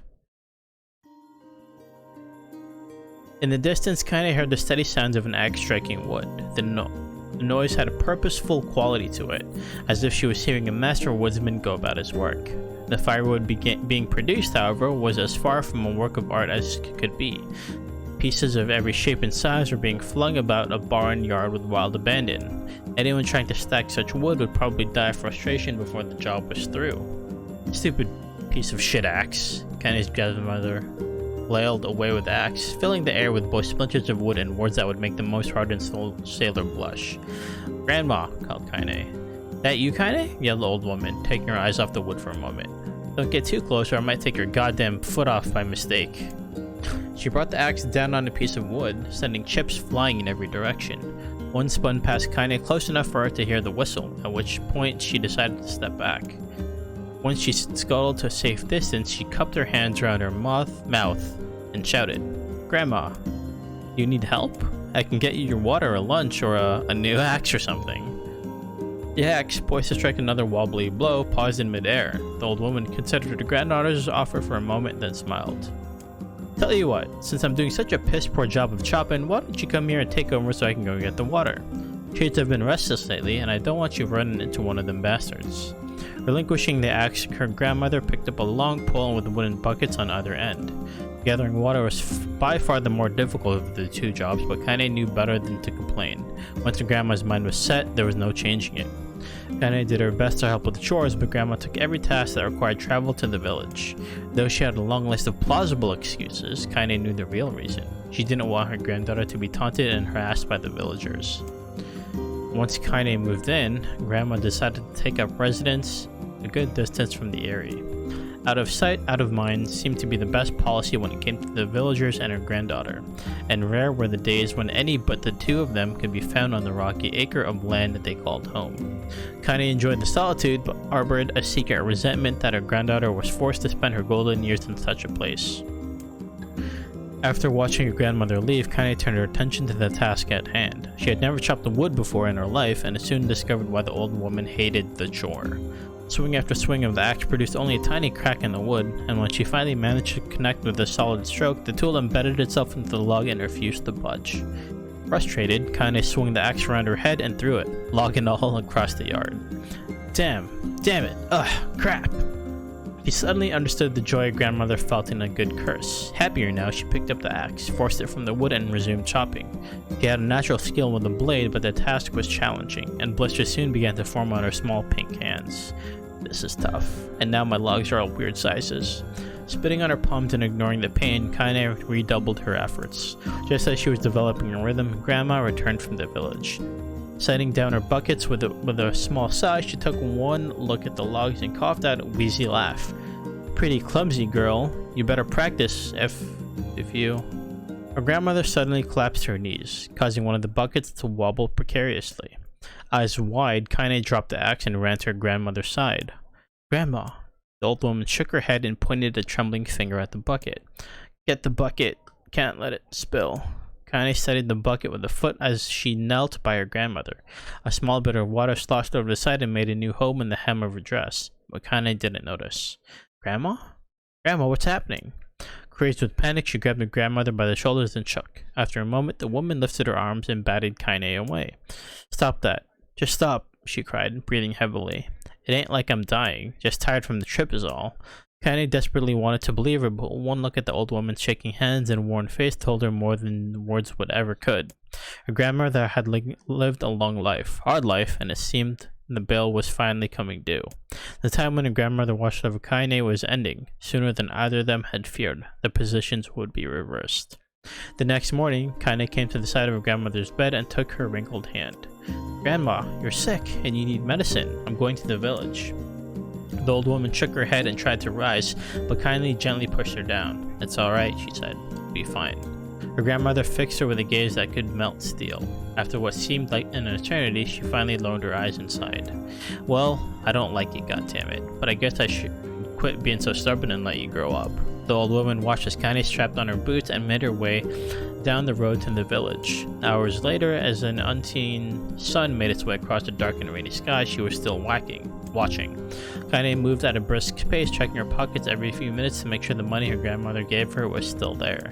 Every noise caused her to spin on her heels, making sure she wasn't stalked by a shade or worse, Demo and his gang. But she encountered neither tormentors nor shade, and Kaine finally found herself at the entrance to the village. The few adults she could see glanced sideways at her, then muttered to each other behind raised hands before slinking away into the shadows. Her heart racing, Kaine took a series of rapid, shallow breaths and tried to calm herself. I have to prove myself. I have to help Grandma. I have to be strong. She chanted those words to herself over and over as she slowly made her way. Finally, her eyes settled on a rotund older woman who was angrily waving her arms in the air and telling anyone who would listen exactly what she thought of Kaine's presence. Hey lady, said Kaine with a bravado she did not feel. Where's the apothecary? The woman's flabby cheeks shook in bewildered anger. How dare this thing to speak to me? They seemed to say, but Kaine saw that her eyes held a different emotion. Fear. Yeah, we're both scared, lady. Trust me on this one. Which way? Kaine repeated. The woman pointed out a small building to her right before hitching up her dress and stumbling off in the other direction. Kaine cringed, expecting a stone to come flying from the assembled crowd, but none came. Her mind was filled with a strange sense of pride as she had made her way through the apothecary, but the new emotion had little time to take root. As soon as she opened the door, she noticed a familiar customer at the counter. It was Demo. He'd clearly been sent here on some kind of family errand, because his gang of followers was nowhere to be found. Oh my god, he sputtered. What are you doing here, freak? The insult was delivered without force, and Kaine happily ignored it. Stretching on tiptoes to see over the counter, she asked the shopkeeper for the medication. Ha, barked Demo. That old bitch finally keel over? Go to hell, Demo. The boy's eyes grew so wide they seemed ready to fall out of his head, but before he could let fly a comeback or worse, a punch, the apothecary told him to knock it off before he kicked him out of the store. Demo slunk out of the shop, cursing Kaine under his breath. Once he was gone, she allowed herself to breathe once more, taking a brief tour of the shop while the owner prepared her medication. Countless tiny bottles filled the cramped store, each with the label written in some indecipherable language. An ocean of aromas assaulted her nose, creating a scent that was exotic, but not altogether unpleasant. Seeing such a variety of supplies gave Kaine a sense of peace. Surely in a world so vast there would be a place that she could call home. On the far wall behind the counter rested a portrait of a stunning young girl. The picture had once contained bright, vibrant colors, but time had worked its cruel magic, and they were beginning to fade. The beauty of the work, however, remained undiminished. You like that picture? Kane turned to find the apothecary with a small vial of medicine in his hand. His eyes were gentle but sad, and they seemed to stare through her and into nothing as he spoke. That's my daughter. I sketched it when she was just a little girl. She'd been dead for a long time now. Kane didn't know how to respond. She just stared at the portrait and tried to come up with the right words. Pictures are wonderful things, she continued to the shopkeeper. They let the ones closest to you live on forever. He shook his head slightly, then looked down at Kane and smiled. Handing her the medication, he reached into his sizable green apron and produced a handful of old wax crayons. You should have these. There's no one left that I wish to draw. Kane took an undistinctive step back, causing the shopkeeper's face to darken. Yes, I've heard the rumors about you, he said. It's a small village, and words travel quickly. Between you and me, I'm not sure which of them to believe, but I also don't think they matter much.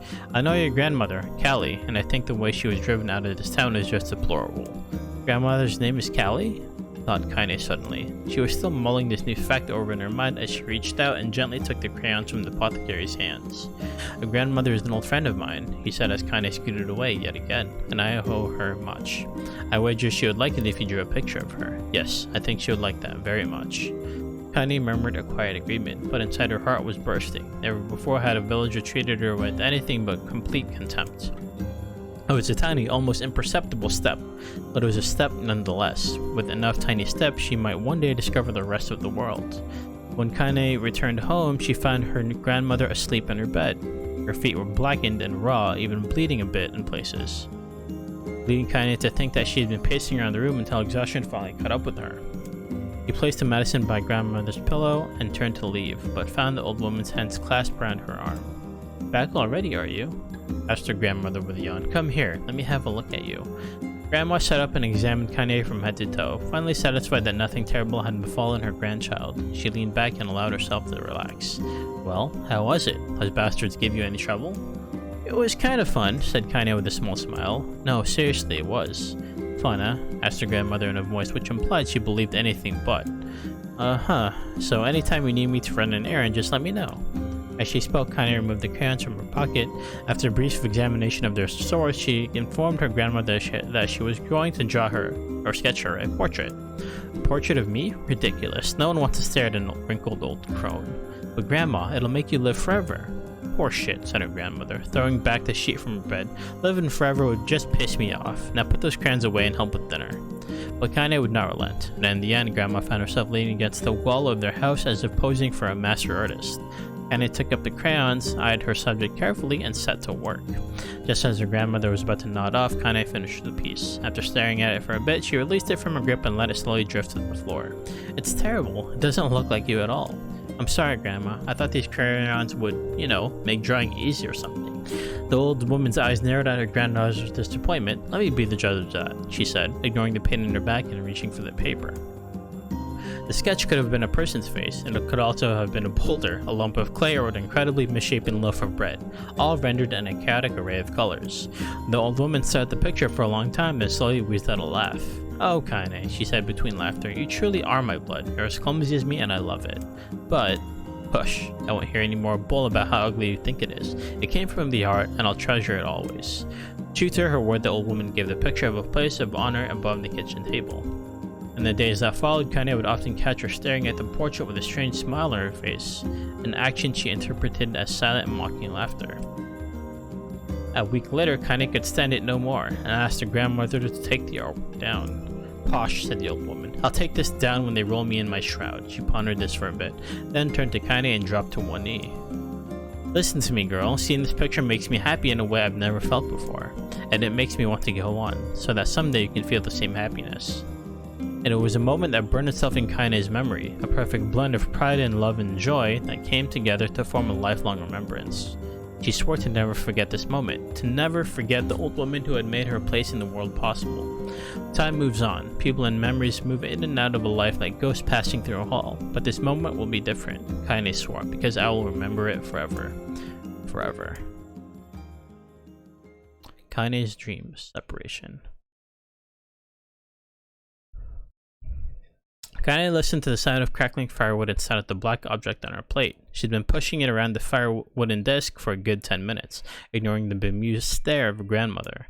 Finally, she summoned her courage and gave the object a brief sniff. A sharp, bitter scent flew up her nostrils and made its home there, causing her face to twist with disgust. "Grandma, I can't believe you want me to eat a bug."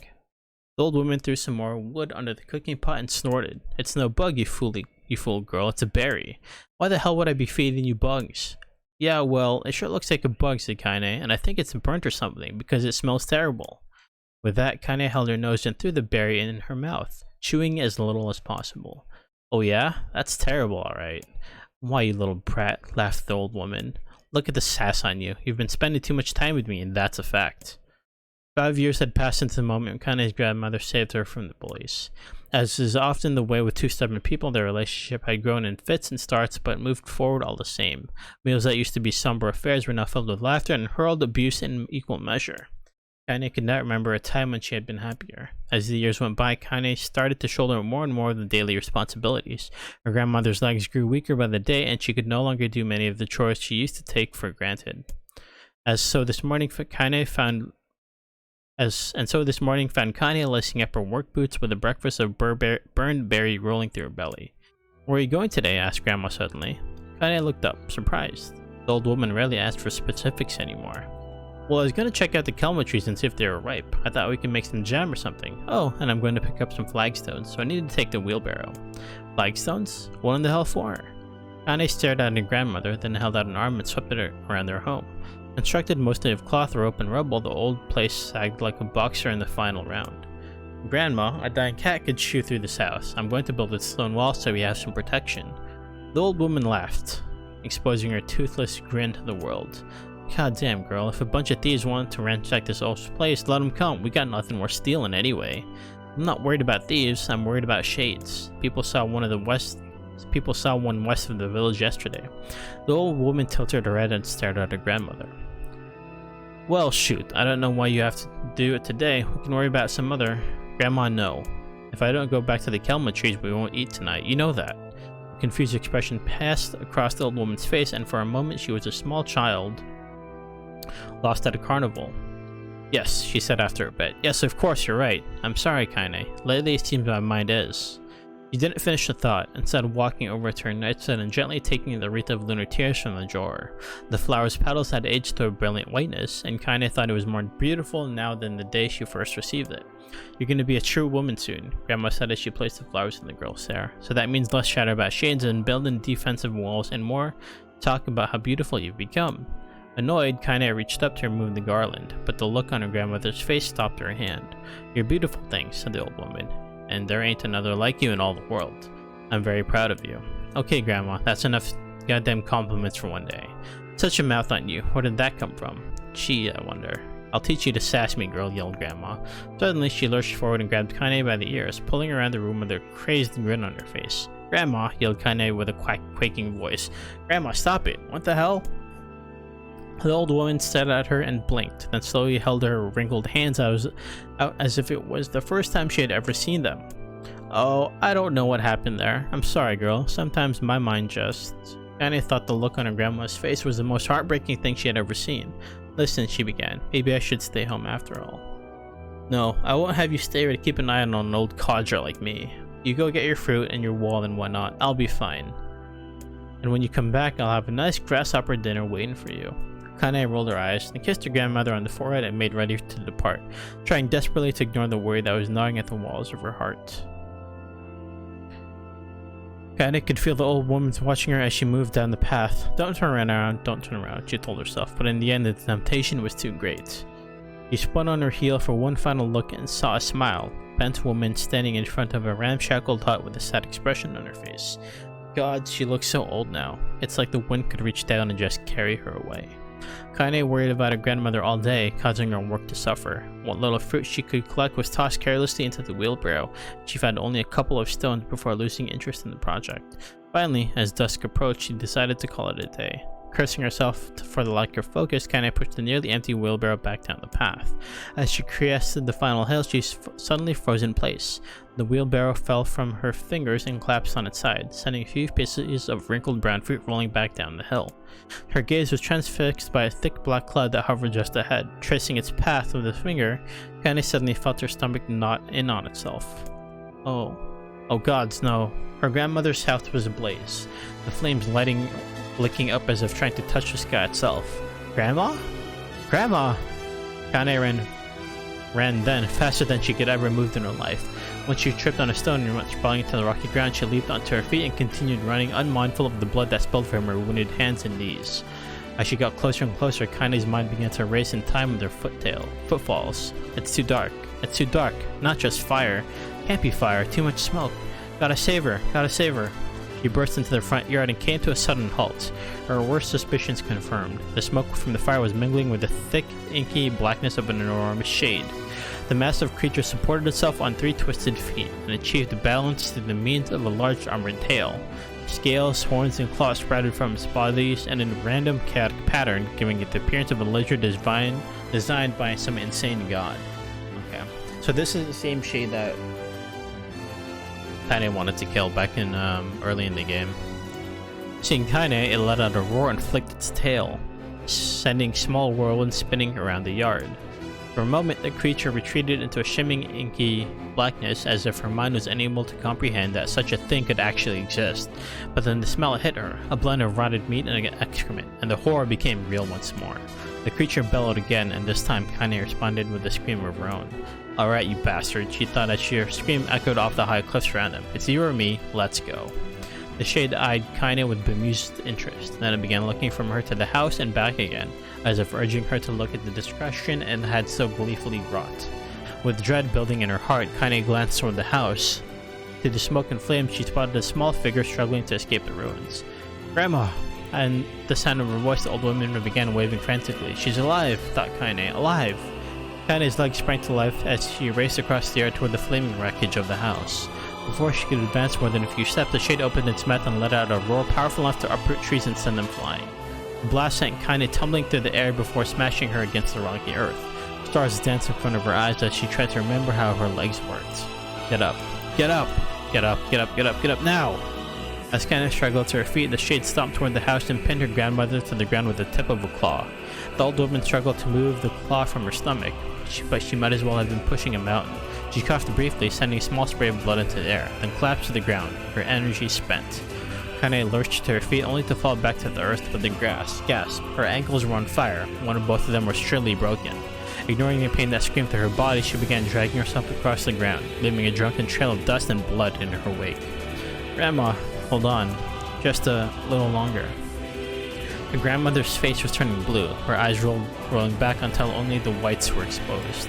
Kaine pulled herself across the ground with maddening slowness, the distance seeming to increase with every second that passed. The shade glanced between the two women and flicked out its tongue, its giant mouth turning up at the corners, shorting panting breaths belched from somewhere deep inside its core. "Bastard," lied fling at us. She had no idea how much such a mindless creature could experience emotion, but there could be no doubt that Shade was taking joy in their suffering. "Yeah, I see your plan." The shade moved its claw slightly, allowing Grandma to breathe again. It was clearly keeping her alive only to snuff out her life when Kaine was close enough to touch her. "I'm gonna kill this bastard." Summoning all her strength, Kaine rose to her feet. There was a sickening snap from her diagonal as the foot twisted backward, but she forced it from her mind and began to hobble toward the monster. Pulling a small knife from the pouch at her waist, she leapt on the foot that would pin her grandmother and plunged the weapon deep. "Give her back," she screamed. "Give her back to me." It was like stabbing a rock. After a few swipes, the knife broke at the hilt with a dull snap. The shade panted laughter again, then raised its tail and sent it rushing through the air at the young girl that was latched to its foot. Kaine never had a chance. The tail struck her square in the chest and sent her crashing into the burning wreckage of the house. As she lay on the ground with blood flowing from multiple wounds, a small, weak voice spoke up. "Kaine?" Kaine's vision blurred, but she forced herself to focus on the sound.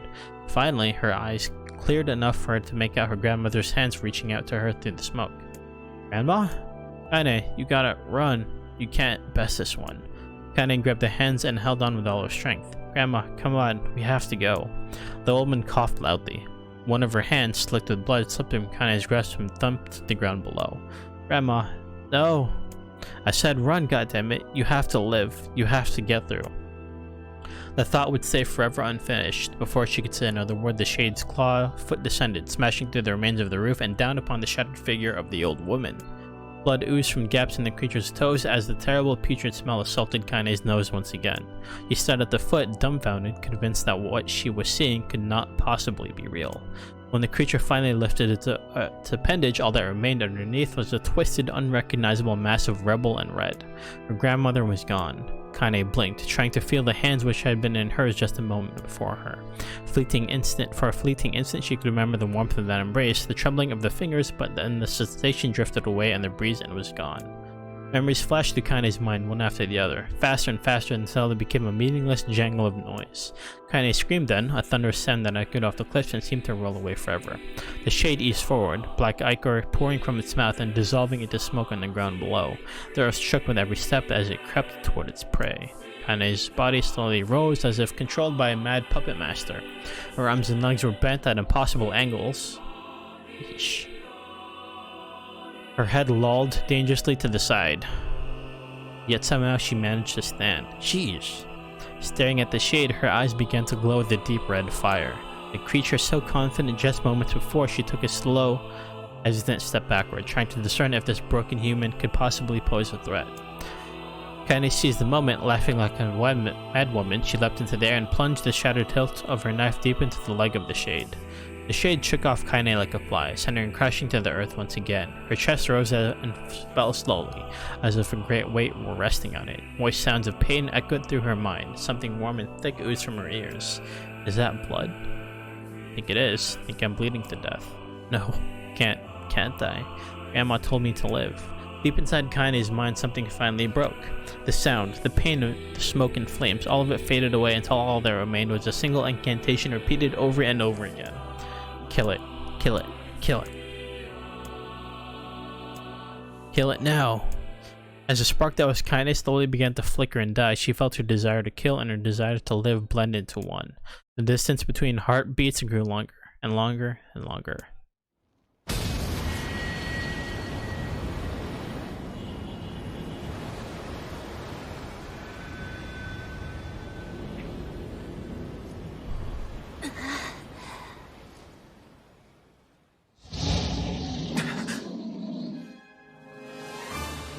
The beast approaches. Oh, I know. Oh, thank God I'm done reading now. Well, that was a good backstory.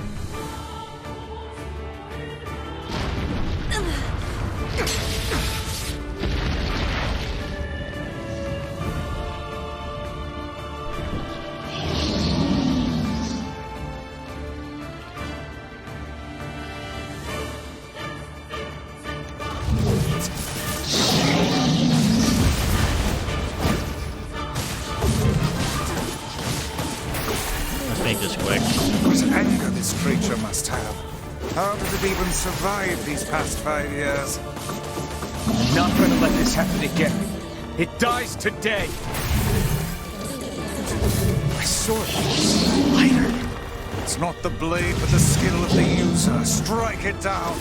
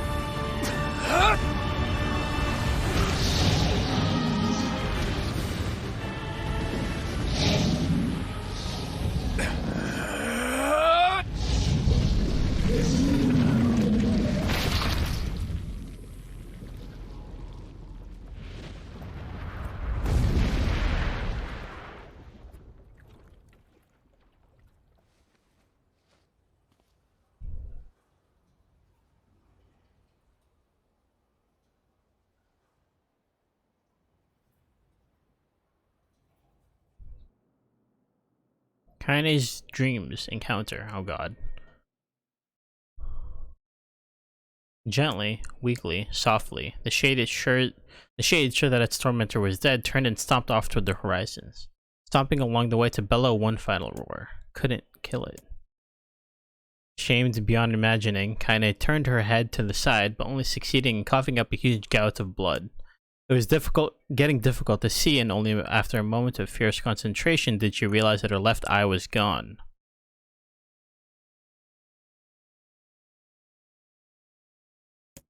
Laughing to herself, she turned her remaining eye to the ruins of her home and noticed a ragged stump of arm resting a few feet away. Yeah, that's mine, she thought with a mad giggle. This is gonna make clapping a real bitch. Ah, cried a sudden voice from depths of her mind. Finally gonna die, are ya? Well, you had it coming. Go to hell, Demo, she thought at an unseen assailant. Go to hell before I pluck out your eyes and feed them to a dog. The voice of her childhood terror evaporated into smoke, only to be replaced by another, more recent voice. Hold still, said the apothecary, materializing from the ruins like a ghost. I want to draw you. That way you can live forever. No, stop. Don't want to live forever. Want to die right here. I see, he said quietly. Well, if that's what you want. The spectral shopkeeper fluttered in and out of existence for a moment, then produced a piece of paper and sketched quietly. After a few seconds, he turned the page to Kaine and smiled. Well, since you rejected my offer, I decided to draw someone else. It was a picture of her grandmother, Mila's life. Kaine opened her mouth to thank the man, but stopped as the picture began to blacken in the middle. Before she could say anything, dozens of multi-legged insects began to swarm across the image, tearing at it with sharpened pincers.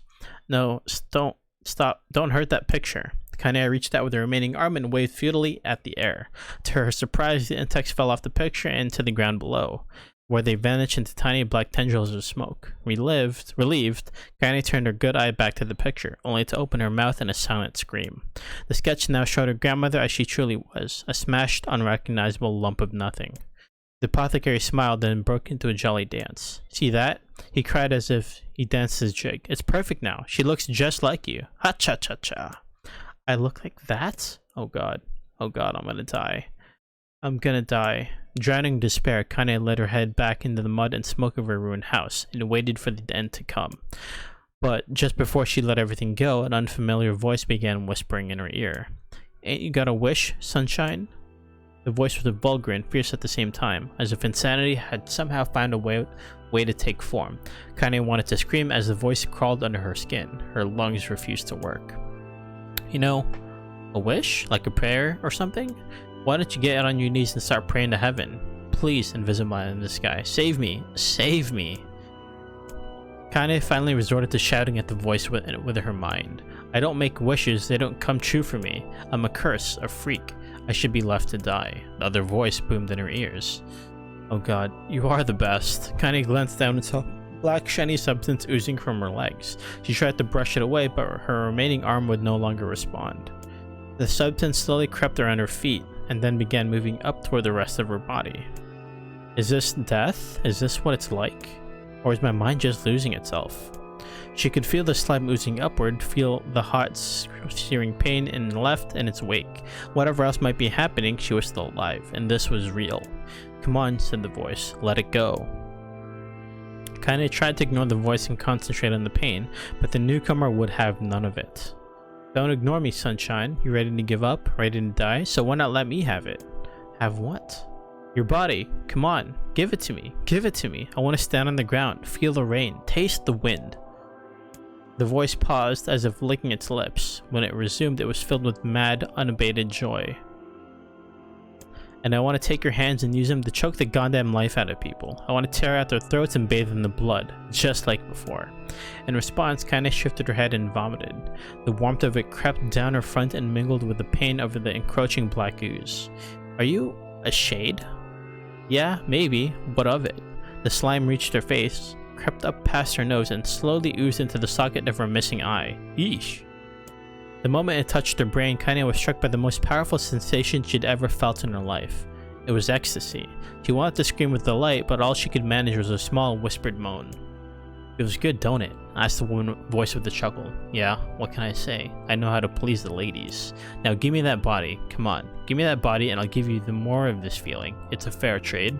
A black lump began to protrude from Kaine's side. As she watched, it grew larger and thicker, eventually taking the form of her missing arm. I can see better, she thought. My eye must be growing back too.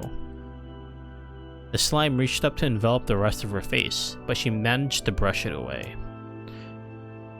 Stop, she whispered, marveling at how she had regained her voice. Stop. The black ooze hesitated, as if considering this request, then quickly shimmered down her body before disappearing in a cloud of smoke. Ah, what the hell, Sunshine, screamed the wards. We had a deal. I thought you wanted to die. Grandma said, can't die yet. A brief image of her grandmother, bloodied and broken, flashed before her eyes. She saw the shade that had killed her and heard its mocking laughter, then closed her eyes and forced the image from her mind. Her whole body was quaking with rage. When she opened her eyes again, they burned a bright red. That thing took my grandmother. I have to kill it before I die. Kaine glanced down and saw a mysterious pattern. The pattern of the shades burned itself into her left arm. Well, I'll be damned, said the voice cheerfully. Look at that, Sunshine. I think you and me are gonna be good friends now. Kaine stared intently at her arm. The more emotion she felt, the more the letters seemed ready to puncture her skin and began infecting the rest of her body. The arm clearly had a will of its own now. Stop. Gotta stop. Holding a left arm in her right, Kaine took a deep breath and tried to calm herself. Come on, don't fight it, pleaded the voice. Hate's my favorite dish, and I'm hungry. Let it go, feel the anger, burn with fire of revenge, thirst for blood, then go out there and... Shut up. Shut up and get the hell out of my body. Your body? Oh, that's rich, Sunshine. Real rich. Look, why don't you just up and die so I can have this body all to myself? What do you say? I bet those buddies of yours in the area would love to see it dead. Kaine grabbed a nearly shard of glass and tried to saw off that shade-infected portion of her side. Before she could, her darkened left arm grabbed her right wrist, crushing it. Kaine screamed and dropped the shard as the sound of bone crunching on the bone filled the air. Stupid idiot, girl. You're possessed now, Sunshine, and there ain't no going back. The voice laughed again, a loud, long wail that seemed to go on without end. Possessed? Whispered Kaine. Yeah, possessed. You and me? We got what you might call a timeshare arrangement. Remember how folks used to think you were a freak? Well, wait until they get a load of you now. Kaine looked up, tears in her eyes. The sky seemed smaller somehow, darker. Is this because of that? Shade? Is this how they see the world? So, listen, purred the voice. I know this whole possession thing seems a bit of a burden, but it ain't all bad. There's plenty of it for you too. I'm a very powerful creature, Sunshine, and now that power belongs to you. You got enemies, people you want to kill, I can make it happen. That little fat kid who kept picking on you, that big old shade that squashed their granny, we'll wrap them up in their own assholes. No more abuse for you, Sunshine, no more pain. Wait, said Kaine. You're a shade, why would you help me kill another shade? What, you think I'm some kind of racist? Some killing snob? I don't give a goddamn who you murder, honey pants. I just want to drink from the well. Kaine considered this as she struggled to her feet, the power of the shade coursing through her. The smoke from her house was drifting away with the wind, and she enjoyed the way the cool evening breeze felt on her new left arm. After a long pause, the voice spoke up again. So, how about it, you and me? We could have some good times together. Look, I'll even take care of the bloody part if you don't want. Fuck off, asshole, muttered Kaine. I'll handle the killing. Look at you go. Oh, Sunshine, we're gonna have so much fun. So listen, my name's Tyren, and if you ever need me, I'll just be hanging out in this piece of meat you call a heart. Now, get to it. The more you kill, the more of your heart turns rotten and sour, and I like rotten and sour. Kaine found herself nodding at the voice. Yeah, she said. Yeah, I think this can work. I'm gonna find that shade and I'm gonna strangle it with its own guts. And when I'm done, I'm gonna do the same to you, Tyren. Count on it. Laughed Tyren. I've shit bigger than you, so good luck with that. Oh, and hey, one more thing. Right now, you and me are sharing this body, but if you ever run out of hate, if you ever, go soft, then I'm gonna take over everything. So keep on killing, Sunshine, and watch your back. The voice grew fainter and gradually faded away, fading to somewhere deep inside Kaine herself. Kaine waited until she was sure the voice was gone, then waved her new left arm around a few times. It feels perfectly normal, she thought. It feels like fine. Desperately, she began poking and prodding at the new limb, determined to find something wrong with it. She didn't want it to feel normal. That would mean the creature inside her had already won.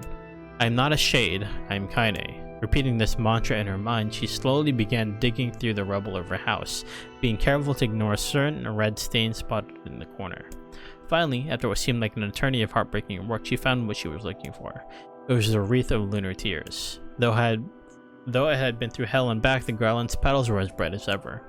Kaine started to place it in her hair, then slowly lowered the wreath and stared at it. I'm sorry, Grandma. I'm so sorry. But I don't deserve to wear this anymore. I'm possessed, corrupted, a freak. And this time, I don't think there's any going back. Holding the flowers to her heart, Kaine fell to the ground and sobbed.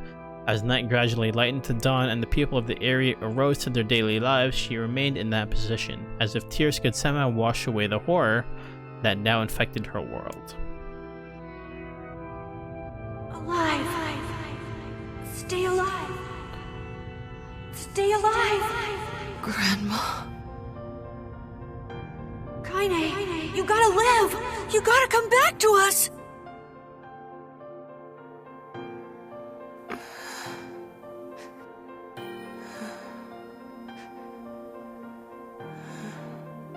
Oh, hey.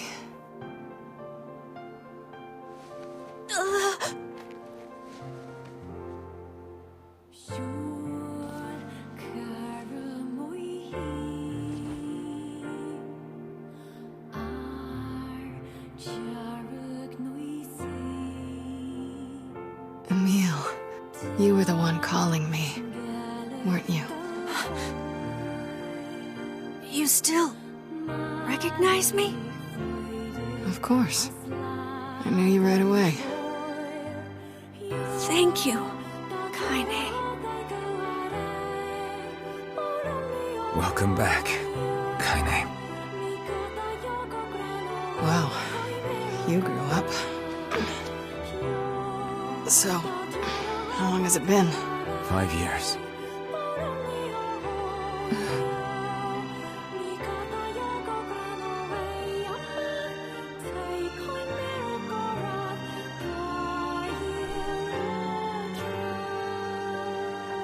Shit. That's a long time. Any luck with Yona? We are still no closer to finding her. We need a way to locate the Shadow Lord. By the way, this is for you. Is that a lunar tear? It's not as good as your grandmother's, but I tried. No, it's great. Thank you.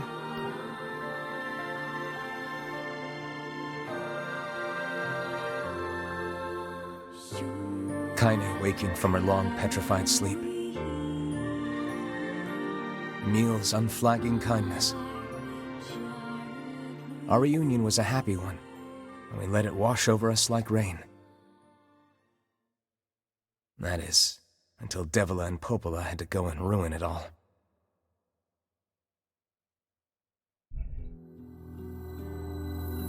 Are you kidding me? You can't be serious! Please, try to People are tired and scared, and... Okay. This is crap, and you... It's okay. We can sleep. No Okay. one's sleeping outside. You and Mostly Kaine similar saved this dialogue. village. People are afraid of us. As long as you're right, Kaine? I'm used to sleeping outside. But... We'll see you later. Sorry about that.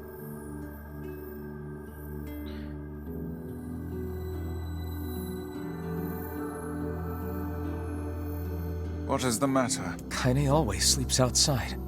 Never even a... Damn it. We should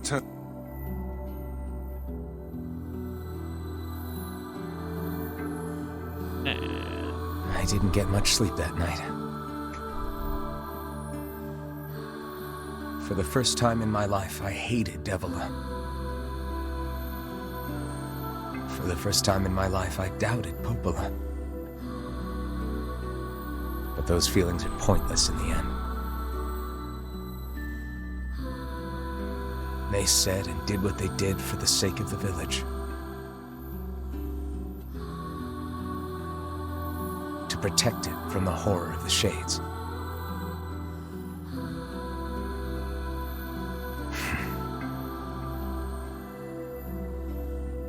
Really, how can I blame Devila and Popola? In the end, I'm just as bad.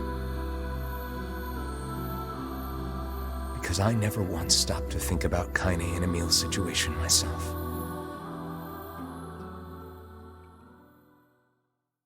Can I save now? I didn't think it should be the intro to this would be that long.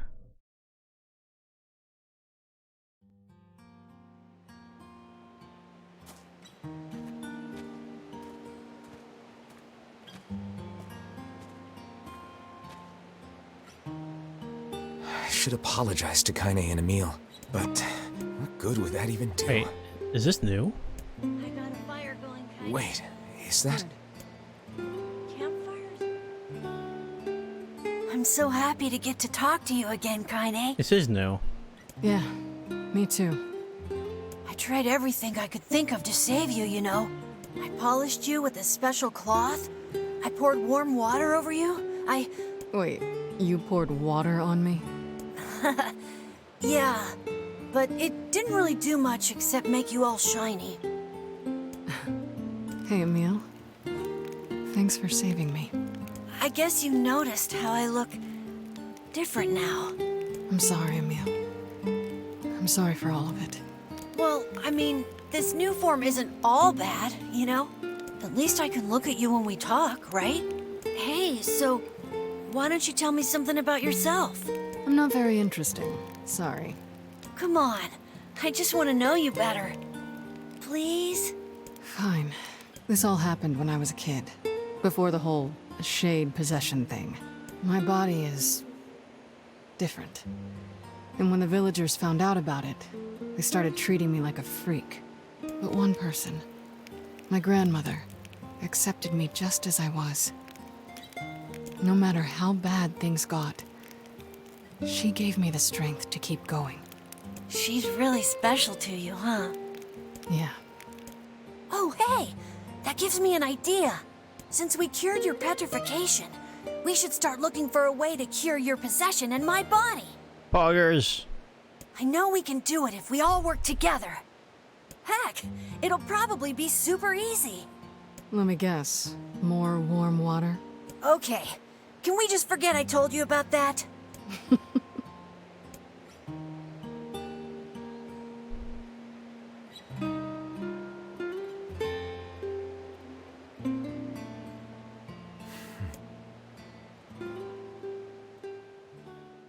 Neat.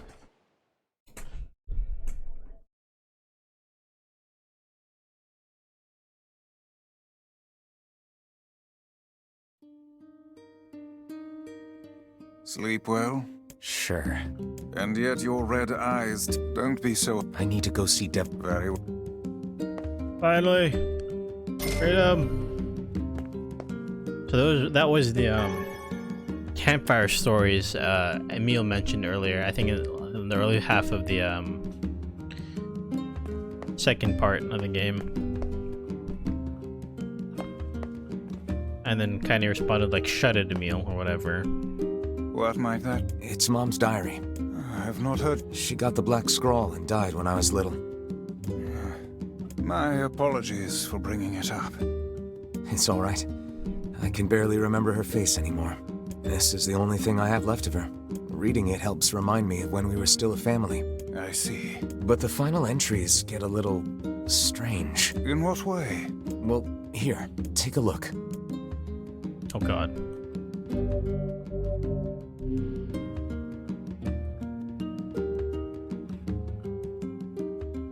Say there, can you not hear me? Whoa. Why are you standing about like a slack-jawed ninny? Sorry. Felt like I was dreaming or something. Sleeping on one's feet is quite the talent indeed. Come now, there's the door. Right. Let's go. Let me out.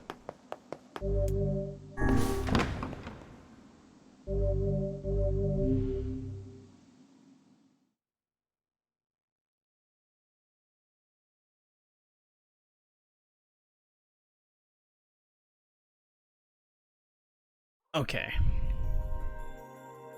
My word. Something wrong? I feel as if I've just awoken from a most unpleasant dream. I know what you mean. That happens to me whenever I read it.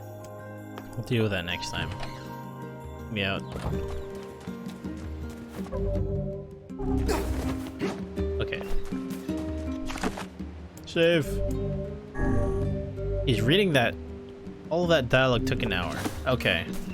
Anyways, let me be right back. Let me switch over to Judgment. Freedom!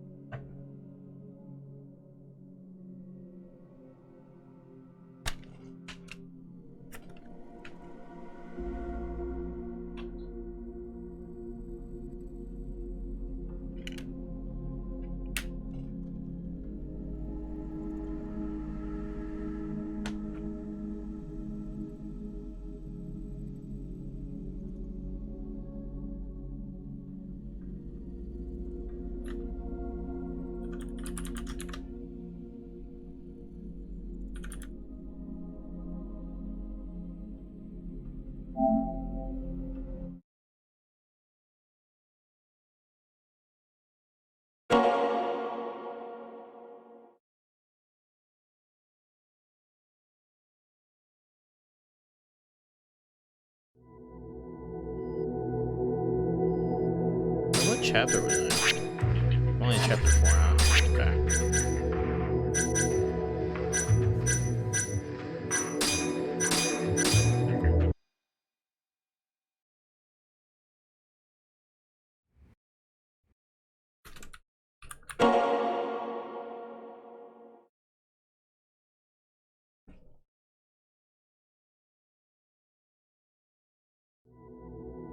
Okay, so I'll be right back a few minutes, and then we'll finally resume Judgment. It has been a hot minute since we've played this game, so I'll be right back.